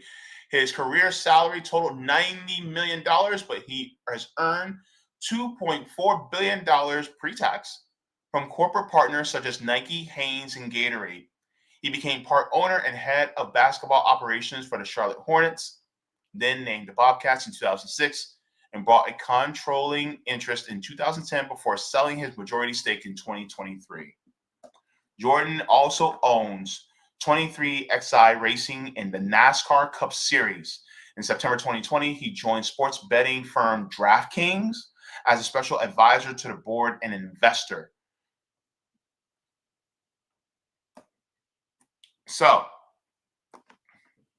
4 richest Black billionaires in the Forbes 400 richest Americans.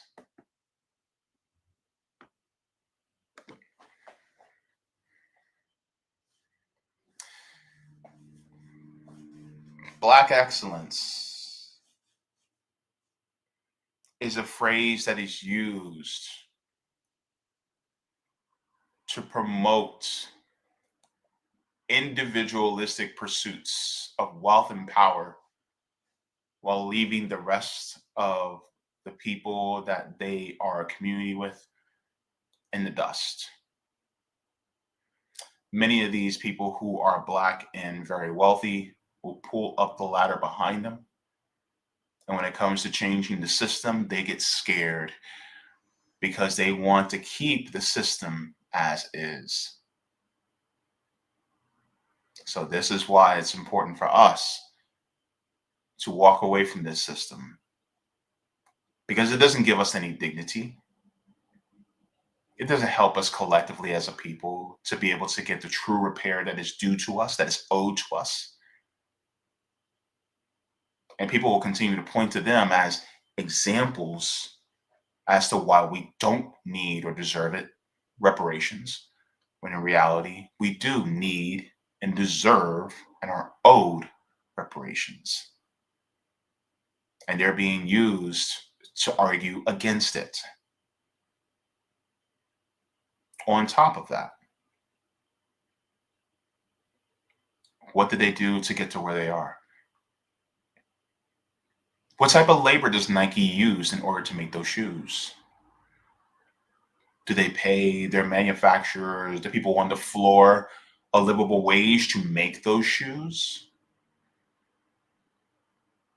Do they pay the people on the factory floors to make that Gatorade?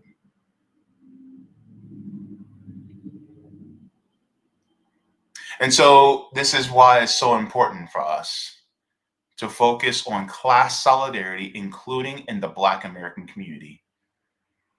There needs to be solidarity amongst freedmen. And the classism and looking down on others simply because they don't make six figures, or looking down on other Black Americans because they may have a secondary or a tertiary identity, being someone who may be neurodivergent or somebody who may be a little zesty. Or we may look down or look at our women and femmes who are freedmen as they got to play their role, so they have to be less than position. Or those that may be trans among us. Are we looking down on them and then we ruin the solidarity that we should have as people?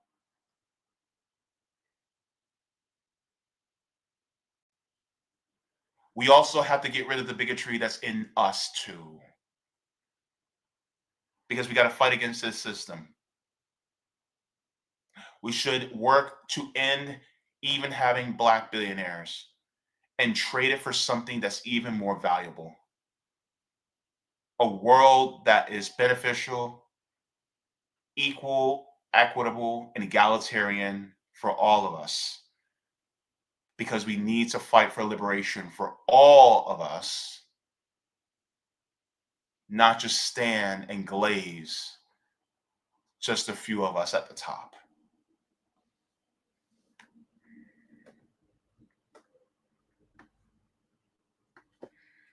Go ahead and give a like to the stream.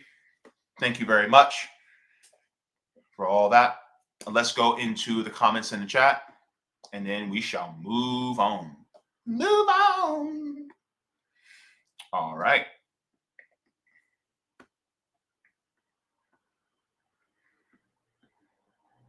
All right, let's go into here.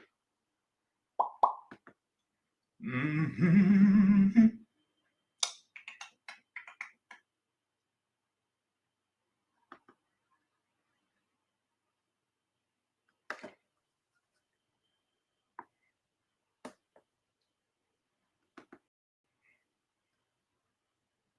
Okay, I think I caught up. Perfect. So, I don't want to butcher your name. I'm sorry if I mess it up, but is it Aris? Please correct me in the chat. It says, how come Cuba under 6 years old embargo can have free healthcare and the US no? Great question. Great question. In fact, why is it that the United States, being the richest country in the history of the world, it actually has an economy that collapses every 4 to 7 years, and yet Cuba is under heavy sanctions and blockades, and yet they still keep a socialist system going as we speak? Somebody is more resilient than us. I'm just saying. I mean, the verdict is there. 60 years? Come on. All right.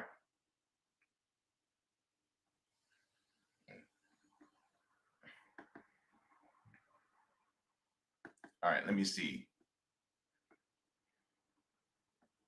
Jacqueline says, if everyone could be a billionaire, then this world would be totally effed. Actually, if everybody were billionaires, then nobody would be billionaire. Because then that means everybody has equity and equality. And in order to have billionaires, you have to have somebody that makes a lot less. And you have to have a lot of people that make a lot less. Because then that status doesn't really have power and weight. Terry says, sadly, we all have been colonized and must decolonize our minds. Bingo, Terry. Bingo. Absolutely. Chris says, hello, hello. Hello, hello to you, Chris. All right. Edward says, I hate when I hear about billionaires donate their money to organization when they just do it for a tax write-off. To me, it's counterfeit generosity. And let's also add that a lot of these billionaires will start the nonprofit and then they will donate to the nonprofit, which is their own organization, and then claim it on their taxes. Anyway. Yep. Rondo says optics. Absolutely. Jacqueline says, or we can start talking about pitchforks and guillotines. Could you imagine, Jacqueline, someone like oh my God, what's her name? Oh my God, what's her name? Hang on, I'm blanking on her name.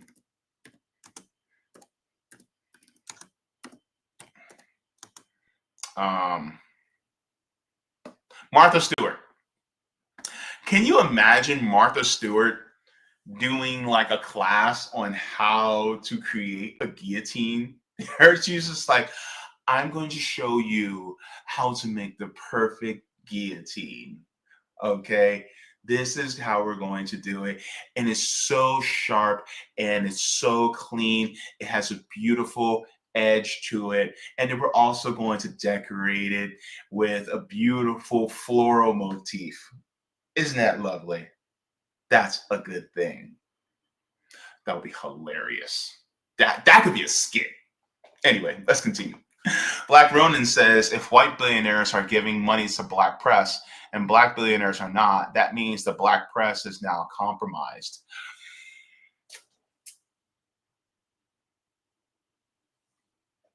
You got a point. You got a point. You got a point. They might be a little bit.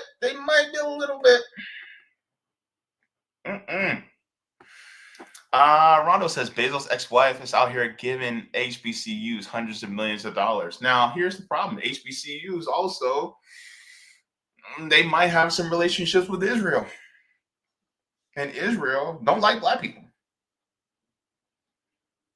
Go ahead. Look at what they did to Ethiopian Jews. Look at the videos of how they treat black people in Israel. Oh, they don't like black people there. Cristino says, hold smoke for all these rich MFers. boy, I tell you, Cristo, I got the wood burning, baby. I got the wood burning. Edward says, we have this problem of worshiping the Oprahs and Little Waynes of the world when they do nothing for the black community.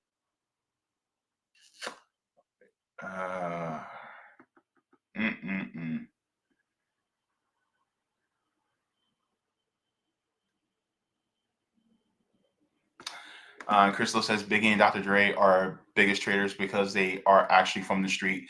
Tupac actually went to an art school for acting, I think. Yeah, but Tupac wasn't also rich either.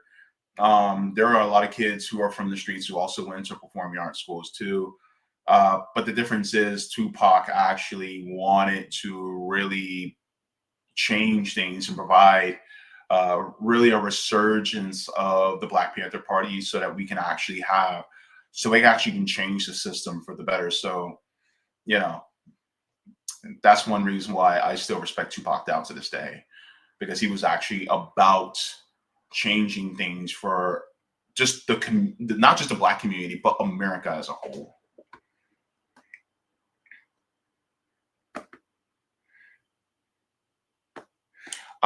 No, he was Tupac was the godson of Assata Shakur. And his mom, Afeni Shakur, she was also a Black Panther.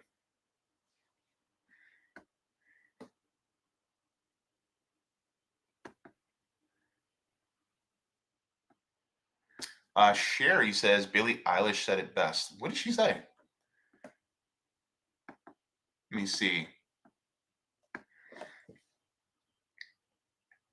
Even Bruce Wayne and Anthony Stark, JB, but they're the good guys.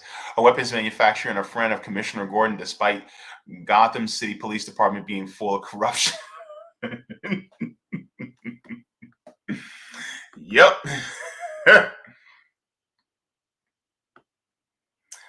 Dave L says, first rule of improv, yes, and. I love JB. Oh, thank you. Love you back. Love you back. Oh, gosh, that was horrible. Michael Penn says, slavery at Nike. Hey, Nick is in the chat. Good to see you. I'm coming from RBN. Thank you very much. Good to see you. All right, let me see here. Paul Green says, Michael Jordan is a billionaire funding the prison industrial complex. Surprise, surprise, surprise. Oh my goodness. He didn't make all that money just by eating ballpark hot dogs on a commercial. By the way, them ballpark hot dogs were not that good. They were kind of trash. Give me the sabrets. The beef ones or the Nathans. Either the Nathans or the sabrets. Ooh, wait. Especially when you put them on the grill, they start to blacken a little bit. Then you take some sauteed onions and some French's yellow mustard, and then a little bit of sweet pickle relish on a steamed bun. And then you take the steamed bun, you put it flat on the grill so it toasts underneath. I haven't had a hot dog in a long time. Good. Wait, when was the last time I had? Oh, I haven't had a hot dog in years. Well, damn. That might be my treat meal this weekend. Oh my goodness. I haven't thought. I had to think about it. Sela says billionaires, millionaires, trillionaires, and are bloodsuckers. That's what Malcolm X said. He said, show me a capitalist, I'll show you a bloodsucker. Mm-hmm. All right.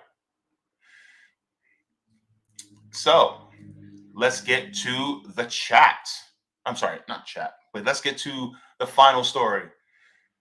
We're going to be talking about some foreign policy, y'all. Got to get into it. Got a story. All right. So let's get into this. So first we talk about how Dare was a scam. We ain't falling for that no more. Then we talk about we were abandoned. We got abandoned by these black billionaires. But now we're going to talk about access denied. Boy, we got to talk about it.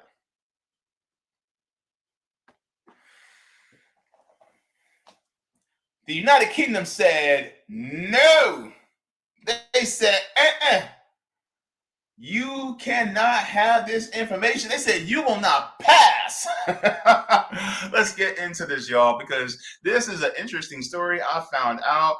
And I was just like, what in the hell is going on? Now, I will say this. I might have to kind of like shield the video a little bit because they're going to be showing some images that I can't really show.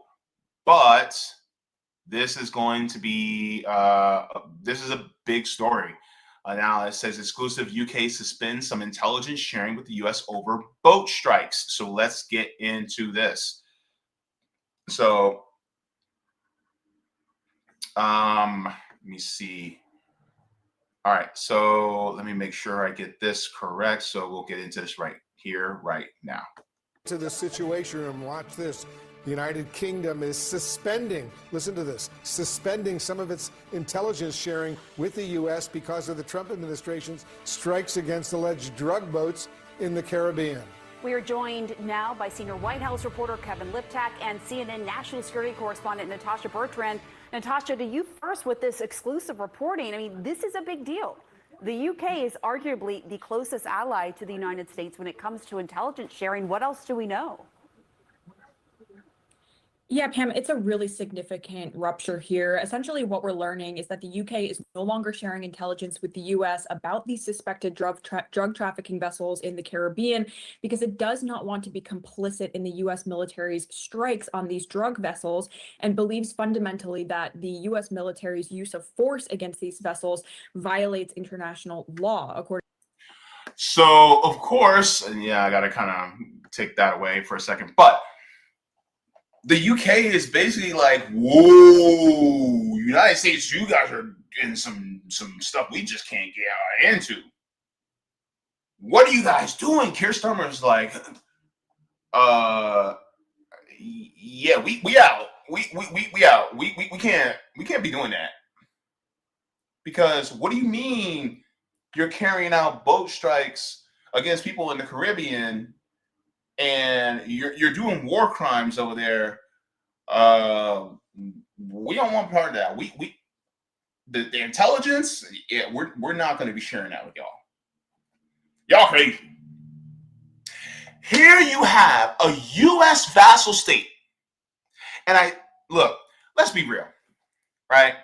All the countries in the G7, except for the United States, the other 6 of them, they're vassals. They're servants of the United States. They're not their own independent countries. They're the henchmen. That's what they are, right? They're the scratch and grounder of the U.S. If you know, you know. They're the Goldar and Scorpina, you know. They're the bebop and rocksteady of the United States. If you know, you know. This is the problem with these vassal states. And now one of them just gets a little bit of intestinal fortitude, right? One decides that their testicles drop just a little bit, and now they're like, "Wait, we can't do that. No, put it back, baby, put it back." You know, and so it's kind of funny how it's like, wait, but y'all were the vassal state of the United States that also was part of the war on terror, that also committed atrocities against people in Iraq that was murdering over 1 million of them. I mean, don't you guys remember Tony Blair?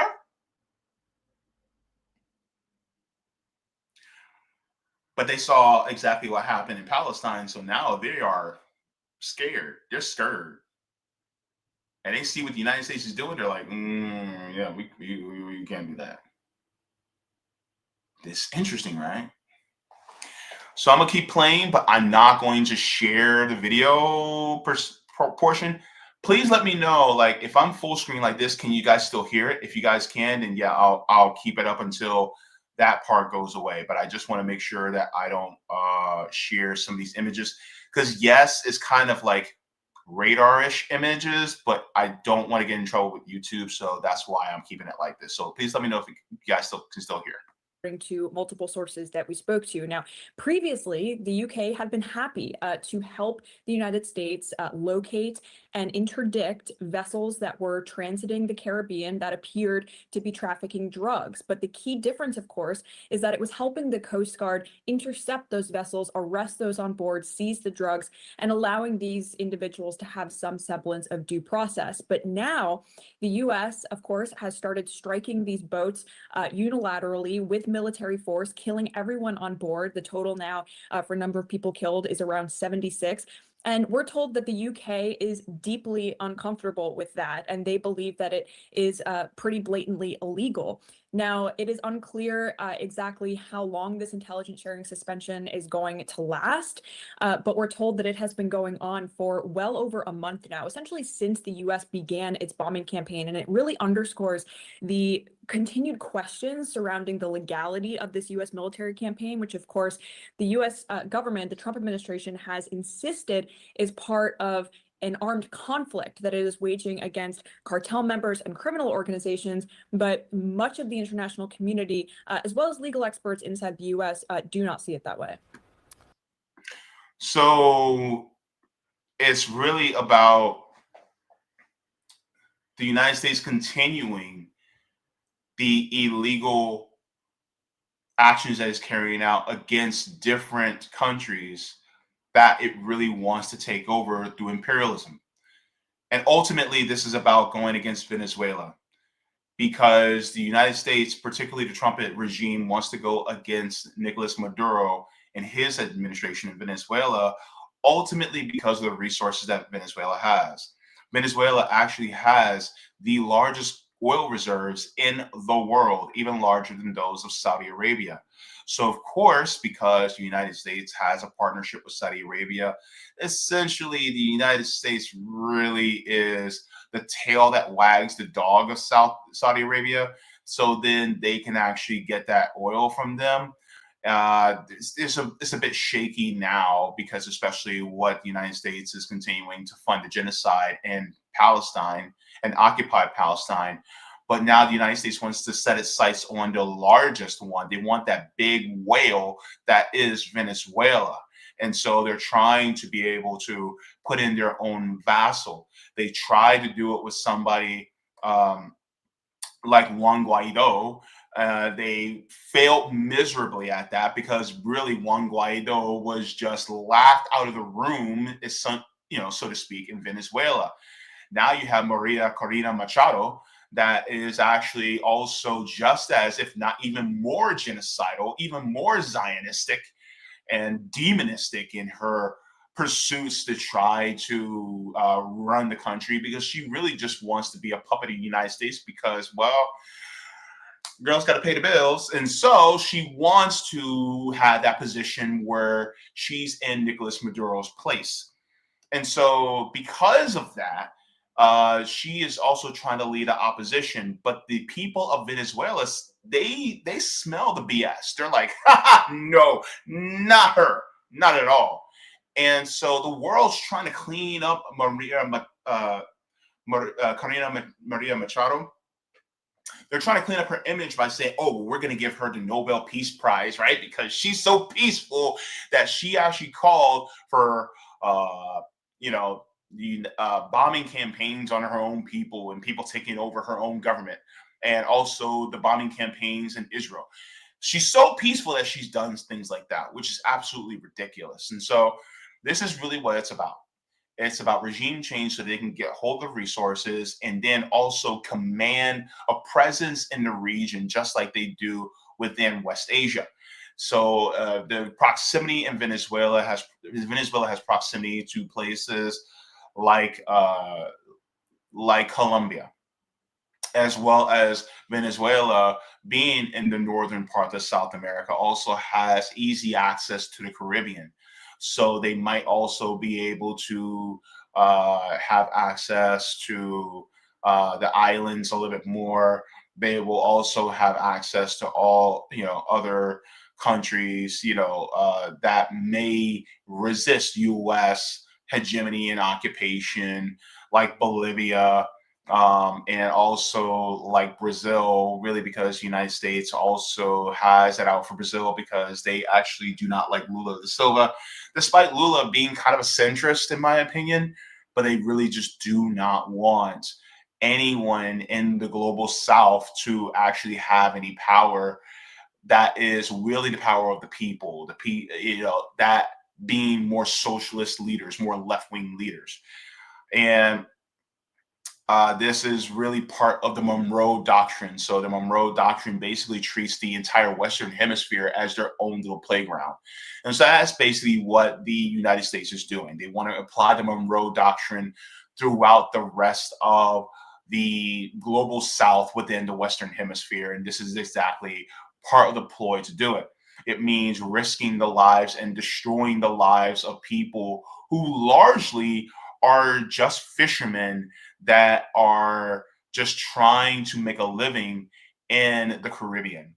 And so it's at that cost as well as they also don't like the fact that people like Gloria Steinbaum is doing more for the people of Mexico, versus they actually want more of a Javier Milei instead, so that they can be able to puppet and say, hey, do this, and then and give us their resources so that we can be able to uplift our billionaires so they can own more of the world. So that's exactly what's going on. This is the whole reason why we're seeing what's going on, especially within the global south. So let me continue on.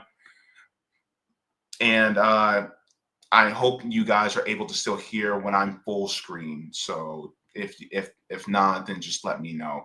But let's continue on with this. Stand by, Natasha. I want to bring in our White House reporter, Kevin Liptak. How is the Trump administration responding to this extraordinary move by the United Kingdom? Yeah, and in Natasha's reporting, it's clear that the White House hasn't commented on this particular suspension, but it's clear that the administration has not been deterred in this strategy so far. You know, the president and top officials have insisted that these boats are ferrying drugs and that the intelligence bears that out. And you have seen them over and over again target these boats in the Caribbean Sea, you know, multiple times per week. Now, this question of the intelligence is not necessarily a new one. You've heard a real outcry from members of Congress at what was initially a relatively slow pace in delivering them briefings on what the rationale for these actions were. You have seen that ramp up over the last few weeks, but Democrats at least have not been convinced. You know, they've emerged from these briefings saying that the intelligence was relatively thin and sort of firm in their view that the administration's actions are illegal. I think this will also raise some questions about what the U.S.-UK relationship is and where precisely it stands. You know, the Prime Minister, Keir Starmer, has spent a lot of time trying to maintain a relationship with President Trump, trying not to upend what is, you know, the quote special relationship. And we should note this comes at another moment of tension between the US and the UK as the president sues the BBC for allegedly doctoring an interview that aired on the Panorama program. And so you do see those tensions building there as well. You know, the president has raised in the past the prospect that the campaign in Venezuela could potentially expand to land strikes in that country. He hasn't made a decision on that front yet. He has offered somewhat contradictory views. He told 60 Minutes a couple of weeks ago that he did not think that that would happen. But clearly the U.S. is engaging in this massive military buildup in the region. Now, with the revelation that the U.K. has suspended intelligence sharing, it all leaves open the question of where potentially this is all leading. So, yeah, this whole notion that Donald Trump is a peace president, it was all BS. It was all bluster. It was just a means to garner more support from the MAGA crowd, from Trump voters, because they're sick and tired of regime change wars. They're sick and tired of money going towards wars instead of actually being provided for the American people. And so Donald Trump knows this, and so he's going to try to finagle this to say, well, they're making our country worse, when in reality, Venezuela, when it comes to drugs, because that's really what they're supposedly about, Venezuela really does not traffic any drugs at all into the United States. I think the amount of drugs that probably get trafficked from Venezuela is probably less than 5%.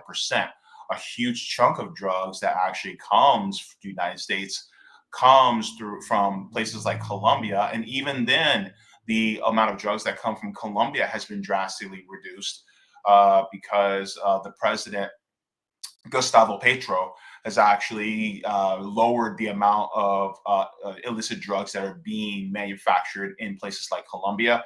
And then on top of that, you have a lot of the drugs that are coming through more vassals from the United States, like Ecuador as well. And so, because they're coming from these other countries, you know, it is coming from the vassals that the United States are partners with, that are cool with. And so it's just like how a lot of people will say, oh my God, this person is an agent of Qatar, but Qatar is actually a partner of the United States. So what are you guys complaining about? But because they're brown, that means there's something wrong. It's the same thing, right? A lot of the drugs are coming from U.S. vassals in South America. And so, but they try to blame it on another country that somehow has a either left wing or a socialist leader. And so then they're like, oh, well, they're the ones who are actually doing it. Meanwhile, their drug use, production, and consumption is a lot lower because they actually tackled the drug problem, not necessarily by just being super tough on drugs, but they actually fixed a lot. They're fixing a lot of these social issues that cause people to feel the need to produce or consume more drugs. And so people don't feel the need to do it. So they're like, hey, I got a decent job. I don't need to do this illegal stuff. So that's how it works. We can do the same thing here, but they don't want to. And that's the problem with the United States, that they just want it to keep coming in. Also, by the way, the fentanyl that they complain about actually doesn't really come here from South America. And it's not coming by boat. It's coming through the southern border. Yeah. And so why do we have a country that is murdering fishermen in little speedboats in the Caribbean? Why is our country murdering fishermen from places like Trinidad and Tobago? Why do we have a country that is essentially trying to hold the Caribbean hostage even further than what it has already? Like, for instance, like Cuba's been in a blockade for over 60 years, an embargo for over 60 years. You got the United States, Canada, and France that are basically holding Haiti hostage, trying to extract as many resources out of that country. Jamaica just went through a massive Category 5 hurricane within the last like 10 days. So they're dealing with that. So what are we doing here? And this is why the UK is like, look, you guys are committing war crimes. The Caribbean just went through a massive hurricane. Like, they don't need people to be murdered by this military nuclear superpower illegally, right? Let's continue on. Yeah, some very serious questions now. Natasha Bertrand, Kevin Liptak, thank you so much. Big deal. And let's get some analysis right now. Joining us, CNN military analyst, retired Colonel Cedric Leighton. Colonel Leighton, thanks so much for joining us. Based on my experience, this marks a very significant break from the U.S.'s closest ally, Britain, and intelligence sharing partner. I don't remember a time when Britain has publicly announced it was suspending intelligence cooperation in a certain area because it suspects what the U.S. is doing was illegal. Are you surprised? Oh, yes. I'm surprised that it has come to this stage right here, but I'm not surprised with the British action, Wolf. The British relationship, the intelligence sharing relationship that we have with the Brits really goes back all the way to World War II and even before that to some extent.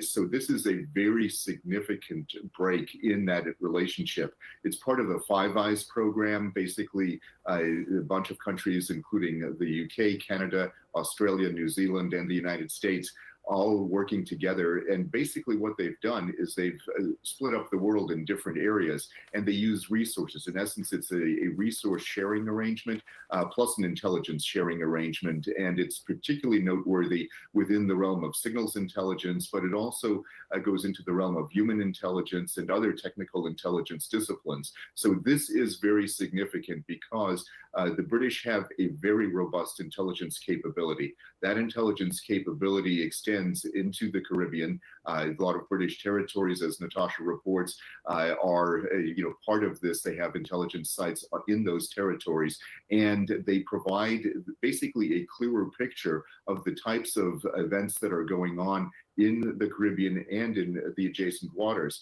So this lack of intelligence support from Britain is going to have a significant impact on the accuracy of the intelligence that the US uses in prosecuting the so-called war on drugs. So this is a major, major issue. Do you remember it? And so one of the things that also has to be remembered is that if Britain is basically getting bigger for their britches, so to speak, with this, my question is, what is the next country to follow suit?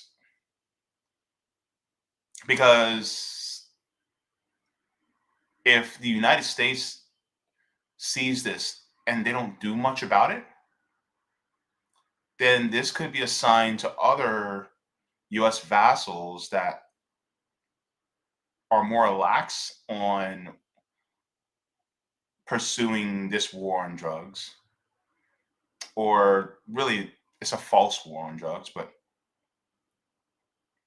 if they were to not want to participate and they cease giving intelligence or sharing intelligence with the United States, if they see that the UK came out unscathed, that may give them a little bit more bravery into doing the same, which it could spell doom for the United States when it comes to further intelligence. Now, this is just for this particular case. This is not for other cases involving different countries in places like West Asia or Africa, or even in South America. So, of course, the CIA and MI6 will continue to have their robust relationship in other areas. But this could be a crack in the hole. This could be a chink in the armor. Let's hope it is, because, to be honest with you, the CIA, it doesn't have a great track record when it comes to democracy and human rights. I want to share this as well, because I was looking up some news regarding this, and I highly recommend people go to antiwar.com, because antiwar.com is a great resource for all the gatherings of different news media analysis regarding different things with military conflicts around the world. But I want to share this too. So it says UK suspends intelligence sharing with US over deadly Caribbean strikes. So UN Human Rights Commissioner Volker Turk called these strikes extrajudicial killings, and Britain agrees with this assessment. The decision to stop intelligence sharing reflects London's long-growing skepticism about the legality of American actions and opens a rift with its key ally. Canada has taken a similar stance, continuing to cooperate with the U.S. Coast Guard, but not wanting its data to be used for deadly strikes. Uh-oh. Uh-oh. Y'all see?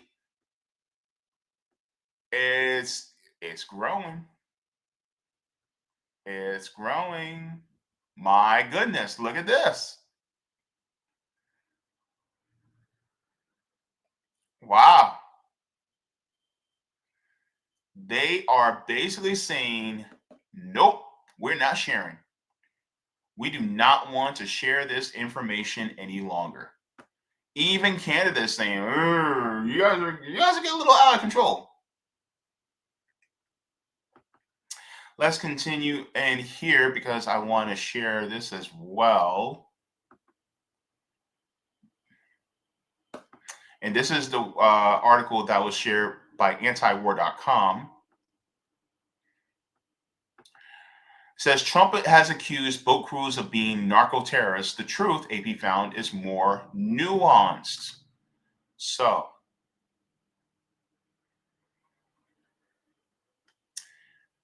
it says one was a fisherman struggling to eke out a living on $100 a month.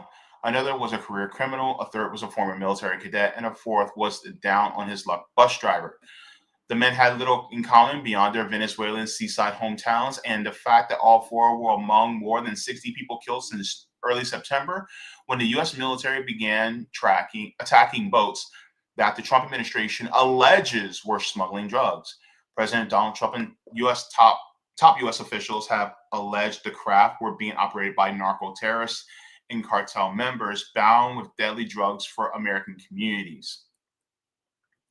It says the Associated Press learned the identities of the four men and pieced together details about at least 5 others who were slain, providing the first detailed account for those who died in the strikes. The dozens of interviews in villages on Venezuela's breathtaking northeastern coast from which some of the boats departed, residents and relatives said the dead men had indeed been running drugs, but were not narco-terrorists, nor leaders or cartel or gang. Says most of the 9 men crewing for such a craft for the first or second time, making it at least $500 per trip. Residents and relatives say they were laborers, a fisherman, a motorcycle taxi driver. 2 were low-level career criminals. 1 was a well-known local crime boss who contracted out his smuggling services to traffickers. The men lived on the Paria Peninsula in mostly unpainted cinder block homes that can go weeks without water service and regularly lose power for several hours a day. So here's the thing, right? Let's say hypothetically, and here's the map, but let's say hypothetically that they all were drug dealers. Let's just say hypothetically they all were drug cartel dealers.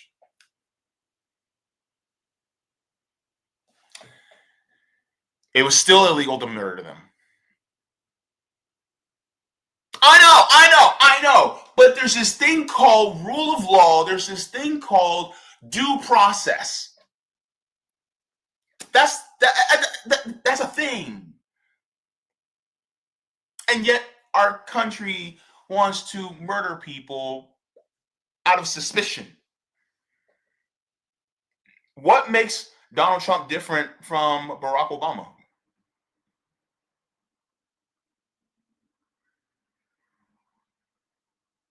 And so this is the thing, right? If somebody says that we are a nation of laws and we need law and order, but that person is not willing to follow the law and apply order, then the hypocrisy is so strong that what's the point of even following anything they say? What is the point of believing anything they say? He doesn't care about law and order. He just said it to make you feel some kind of way. And this goes for every U.S. president, every U.S. president, because they all do it in some way, shape, or form. They have all been guilty of doing something illegal and committing crimes against other people, war crimes, horrible things. Yes, even the beloved Jimmy Carter, all of them, every single one.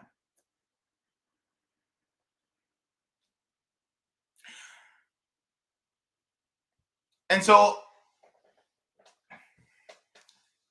this is why I put that picture of a nervous looking Keir Starmer up there. Because he's probably looking at Trump and going, oh, okay, I got some guts here for doing this, but what's Donald going to do next?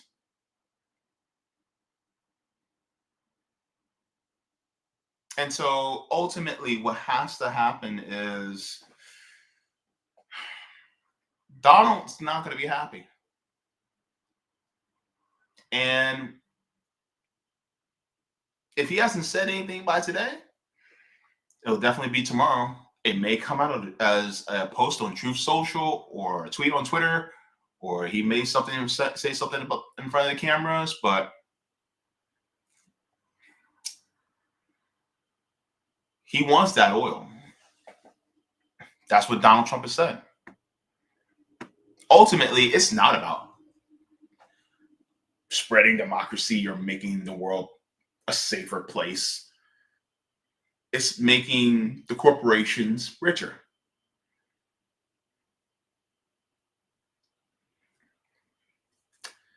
He's not that much different than Joe Biden and the rest of the Democrats. Politics as usual, which is deadly for many people. So this is why it's important for us to keep focus on what's really going on. Also, the cartels, this whole war on Venezuela, is also why it's also creating conditions.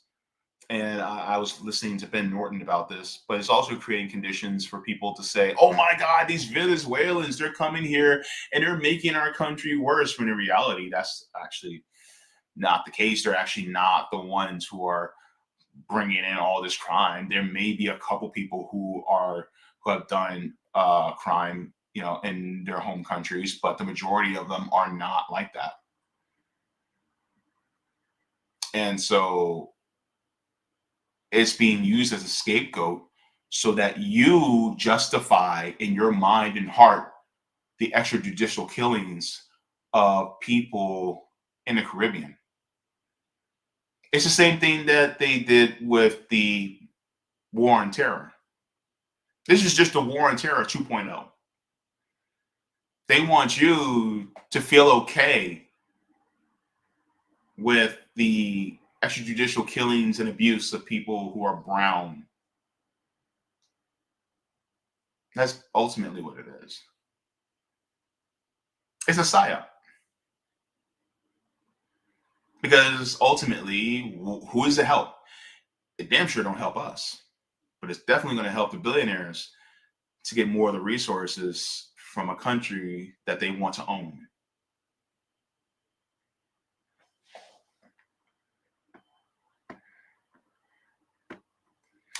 All right, guys, like the stream. Let's get into the comments, and then we will be on our way out.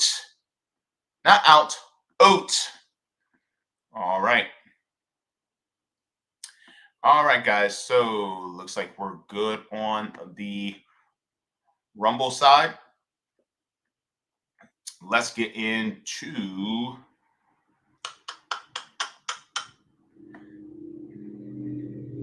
let me see here.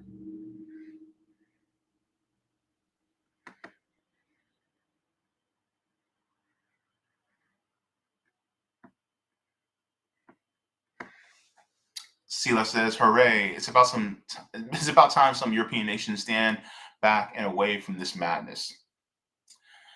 Yeah, I mean, better late than never, I guess. Jason said, all these allies withholding intelligence from one another sounds good to me. Yeah, pretty good. Fire Ripple says, LMAO, this is where they draw the line. Genocide's fine, though. Right? Good one. Like, y'all couldn't draw the line 2 years ago?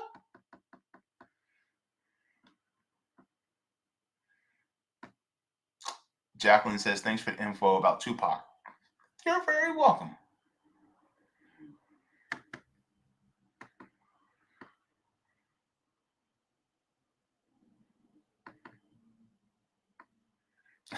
You're in the UK too, Jacqueline. Says, wow, Starmer must be really running scared. Thing is, the person he's most scared of is Nigel Farage, would share that intel in a second. Woo! All right, man. Sean says the UK always be tripping on that stuff. You're welcome on the gifted subs. Not sure how to actually subscribe on Kick though. Oh, wait. What? Oh! I got my first gifted sub. Oh my goodness. How cool is that? Wait a minute. Hold on, Sean. I've never had one before. This is cool.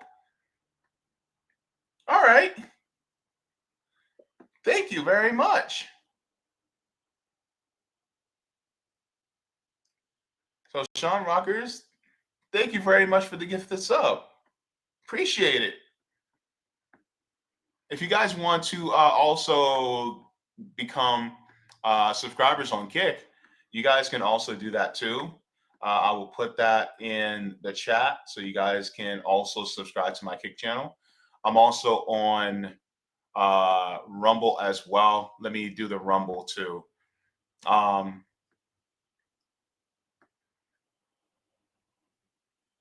me see.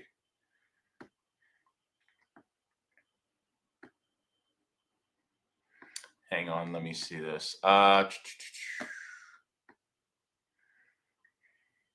I share? And I'll just do it right here. All right, now go back. Okay. So you guys, if you guys would like to subscribe to my Rumble or to the Kick, you guys got that there. Appreciate it, man. Appreciate it very much.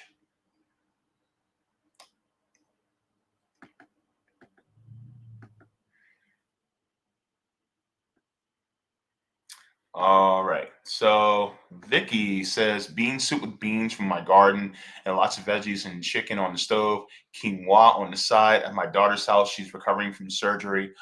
Oh, tell your daughter I said I wish her a speedy and easy recovery. And also, protein is great for recovery. Trust me, I know. Plenty of protein and also vitamin C. Bell peppers also have a lot of vitamin C, by the way. By the way, I'm just suggesting these. I'm not a doctor. I'm not a medical professional. So I'm just going off of just what I know. And so take everything when I say with a grain of salt. And also watch funny stuff. Laugh. Laughter definitely helps, lower the cortisol levels and raises the oxytocin levels. So helps promote healing. So laugh a lot, especially when you're sick. If you're sick, put on some funny stuff. Laugh your butt off. All right. And JB loves you. Oh my goodness. All right. Thank you guys so very much. All right, guys, I got to go because I am above my time, but I just want to thank you guys. Now, I was going to do a special announcement, but things got moved back. And so hopefully I'll be able to give this special announcement soon. But it is going to be something great. And it's going to be something special. But I just want to make sure that everything is ready before I continue. But rest assured, when I announce it, you guys will be happy. All right, guys. So I will see you guys on Thursday. I think I'm going to do a reading on Thursday because I haven't done one in a while. So I think I will do a reading on Thursday. And then this Sunday, there will be no JB show on RBN because I will be doing mutual aid again. So if you guys would like to, if you guys are in the Orlando or Central Florida area and you guys would like to come out and meet me, come out and do mutual aid with me, right? Help out, or just come out to meet and say hi. Then you guys can do that as well. Just follow Real. They do mutual aid work and I'll be volunteering with them this weekend on Sunday. So yeah, if you guys would like to come out and say hi, feel free. Hey, I may be a little, I don't know what the weather's going to be like, but if the weather's going to be cooler, then I won't be sweating. So come out, get a hug. Yeah, do that. All the things. All right, guys. So thank you guys very much. Good to see all of you guys once again. And I do apologize for the late start and the shift, but we got through it. And so I am happy. Guys, water your plants, water yourselves, leave the world better than you found it. Do all the things if you got them. And when it comes to exploitation and imperialism and capitalism, just say no. All right. Love you guys very much. Mwah. And as Trevor said on Fresh Prince of Bel-Air, good night and Godspeed. Thank you so much for watching, and I appreciate it from the top and bottom of my heart. If you'd like to see any more, you can look here. Mwah. Forehead kisses.